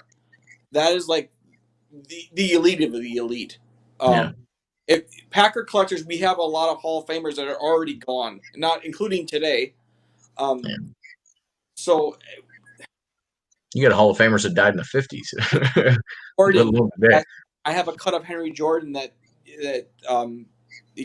they don't pop up anymore. There's Arnie Herbert. It's stuff like this. We're in a Packer group, and the stuff like this is just insane because we have so many Hall of Famers to go after, and a lot of them are already gone. So to have cuts of anything. Now, Curly Lambeau, I heard that in his day that he had let his wife do his autographs for him. So to find an authentic Curly Lambeau anything, including anything at all, is beyond me. I remember seeing, there's a Packer Hall of Fame that's right in Lambeau Field here. I remember seeing my first Curly Lambeau autograph authenticated by him in a letter, and I was almost in tears because it just doesn't happen. It just doesn't happen. There's a history to everything, and all these guys that were made the Hall of Fame, and you know, we're just for Packer collectors, we want to have a little piece of them all. Like Cal Hubbard, I still even have a Cal Hubbard. Cal Hubbard was a 2-sport kind of a guy. He was an ump for baseball, and I think he was. And then I just took one of his cards. The best thing I could get was a 1988 Swell Greats or whatever. But there's cuts of him out there, and they just, Packer collectors, we eat it up. We eat it up. And when that like cheese. comes out, it's thousands. It's very tough being a Packer collector sometimes. It's cripes. When I first started Bart Starr stuff, that was not even as hard as it is now. Tough being a Packers fan. We just have so many Hall of Famers, just year It's after so hard. year. It's so hard to year get after back. year. Oh my god. Such a rough life there. If you want to pay Franchise quarterback after franchise quarterback. What are we gonna do? Cowboys, Packers, Miserable. fan of any of those 3 teams, those are the toughest to people. Our fans in The off years were Don Majkowski and Sterling Sharp, right? Sterling Sharp. I've heard rumblings of people saying that he's a Hall of Famer. I'm like, he might have been if he didn't have a neck injury. Yeah. He would have been if without the injury. I'll buy that, just because he would have put up the numbers in an era. He would have ended up top 3 probably for his era there. But now there are so many guys putting up such significant numbers, and you can't. Well, he would have done this. Well, that doesn't count because he didn't do it, right? So he's just not going to get there. He's going to be the Hall of Very Good, and we'll all respect that, but it's not going to happen. But if you knew Sterling Sharp as a person, because I've met him a couple different times, he hated the fans. He hated it. It's one that sticks in my mind. I'm like, this guy just. No. But personality, He used to be like a color commentator in the after shows and stuff like that. I don't know what happened to him though. I don't know. They didn't like him no more and got rid of him or something. I haven't seen him for what, 7, 8 years probably now. Yeah, I remember he was on TV for a while, and it was like, I'm like, you don't know this guy because this guy was pretty. You know, he didn't care about Green Bay. He didn't care about being there. You know, it was one of those players that he was fantastic. But as far half the season, I was getting frostbite. I wouldn't have been too excited either, though. That's what you need. You need a Cal Hubbard like autographed frostbitten pinky finger or something like that. That would be legit. He was tough as nails, though. But I tell you what, it was. You know, there's plenty of players that play around here, and they're almost told right away that you better be nice to the fans because no one's ever closer to the fans than we are, or to the players than we are here in Green Bay area. They're more personal than most teams let. cripes, they let the kids walk right up to them and have no problem. Any other stadium, any other place, you can't even get near your players there. It's more of a small town feel, which we love here. It's a different, and I think that's why it attracts a lot of people to being Packer fans, because it's different from every other franchise. They try to make it different. Oh, there's Michael. What did he say? Oh, Horning, yeah. But Horning wasn't young though, right? Like, He was 84, 86, 84. not somebody we were totally shocked by, I guess, right? Like, I get a little salty when we lose somebody at like 65 or whatever. Like, man, he didn't even get to enjoy that retirement. Like Willie Wood just passed, and that wasn't shocking. He was having same kind of problems. But when we knew I knew Paul Horning was up there. He wasn't looking very good, but we kind of feel it wasn't like a shock. The only one that ever was a shock was Ray Nitschke when it happened, because he was a young man still. I would consider that one. Everyone sees how mean and nasty he was on the field, but when he was off the field, and this is not stories of personal stories, this is people telling me, he was the biggest teddy bear that you could ever imagine. That's why that's kind of around. Well, if you can crush everybody, there's no reason to be mean anymore, right? Yeah, he's an animal. Easy to be nice when you can whoop everybody's ass. He's had a switch. There wasn't like he was aggressive off the field. When the game was over, it was over. Yeah, he could switch it back to being the nicest guy in the world. But when it was football time, you couldn't mess with him. But probably there's players like that we just, that was the one that was the biggest surprise. Was I couldn't believe it then. Bart Starr, now that one hurt more because I'm just so there's parts of my day, there hasn't been a day gone by the last 7 or 8 I haven't looked at something Bart Starr. It took me, my dad had just passed like a couple months before, and I was just like, I was already upset, because Bart Starr was fighting so hard for years, since 2014.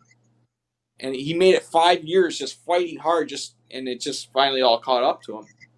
That one hurt, but that wasn't surprising. Saved you a couple bucks though, right? Like if he kept signing all that stuff every year after year, you'd have had a never-ending project there. He stopped signing in the 2013 products. He has some stuff in 2015. That was the top stickers, the Hall of Fame. But then there are cuts, Bart. Cuts, but that's nothing really. There's a cut for like $1,300 for Bart Starr. What am I gonna do with that? A National Treasures cut? Unless it's like $300, I ain't touching it. But I have plenty of other stuff that I can go after. But it's just from his period of just like the autograph stuff that he could sign for was 97 Legends until 2013 products. And then some stickers that they had left over and some Topps products. But so I only have that little window. But in that little window, he did a lot of stuff. That's a 16-year window with a lot of product. But he was considered. It was a nice auto to get. Say out of Ultimate Collection, like I said before, but it really wasn't huge at the time. Yeah. So you could buy in 2010. You could buy a beautiful Star auto, $80. Yeah, I remember being relatively affordable then because I started collecting. For the name, you'd have thought it'd been more. Right. So, Brian, do you have a bunch of cut autos of Greenberg, or did he was he a decent signer on cards and things like that? Well, he died in '86, but he never did the show circuit, so a lot of his cuts are like on like poster. He had a lot of cards on like a lot of cuts from like Hall of Fame plaques, which I hate because they always smudge. And he's got a lot of cuts on just like pieces of paper He signed a lot for people, but he never did the show circuit. So like single signed baseballs of Greenberg are like north of $2,000, which is a lot. But I actually prefer his signature like on cards. So I have like a lot of his vintage cards that are signed. I like prefer those for my collection. I think they're eye appealing because there's still, because he did do the work. They're just a lot rarer. Yeah. Like I can get an index card of him for like $75 all day long, and if there's one for more, then it has to be like a vintage signature. But like on a card, and if it's like a good auto, then like that is like right up my alley. Yeah, I agree. I think stuff. the stuff that Crazy that those baseballs are $2,000 though. But sometimes because there's not a lot of them out there. I actually really like baseballs.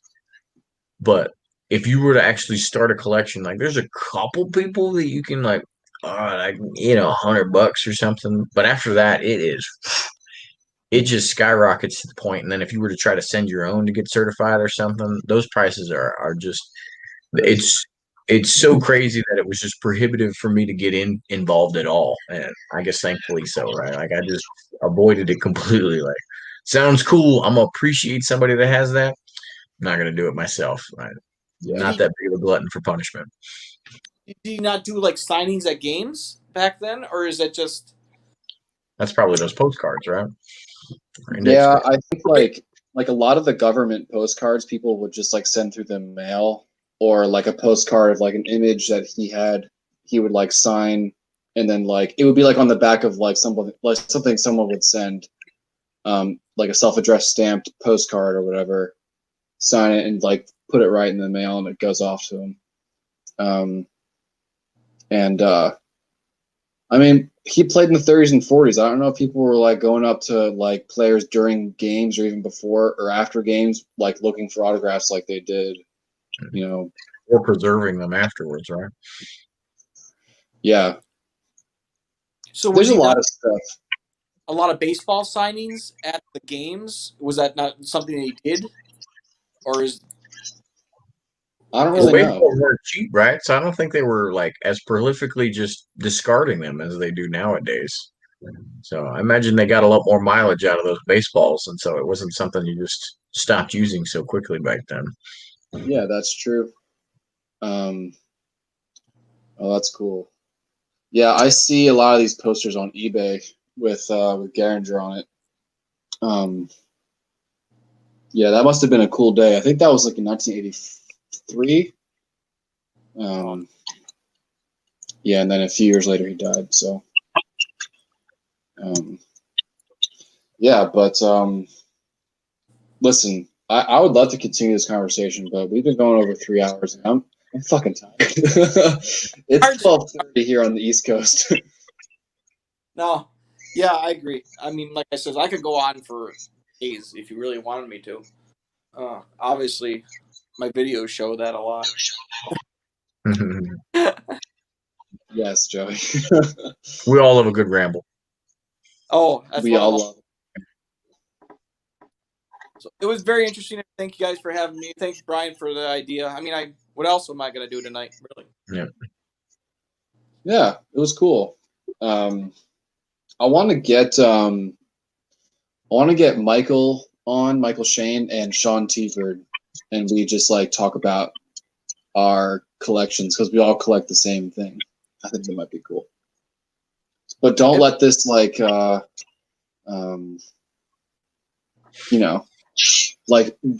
up for your own StreamYard account. Like it's free. It's a free account. It like the software could not be easier to use. It's so simple, and you catch it right to your YouTube account. You just press go, and there it goes, and it uploads as soon as you're done. So super easy.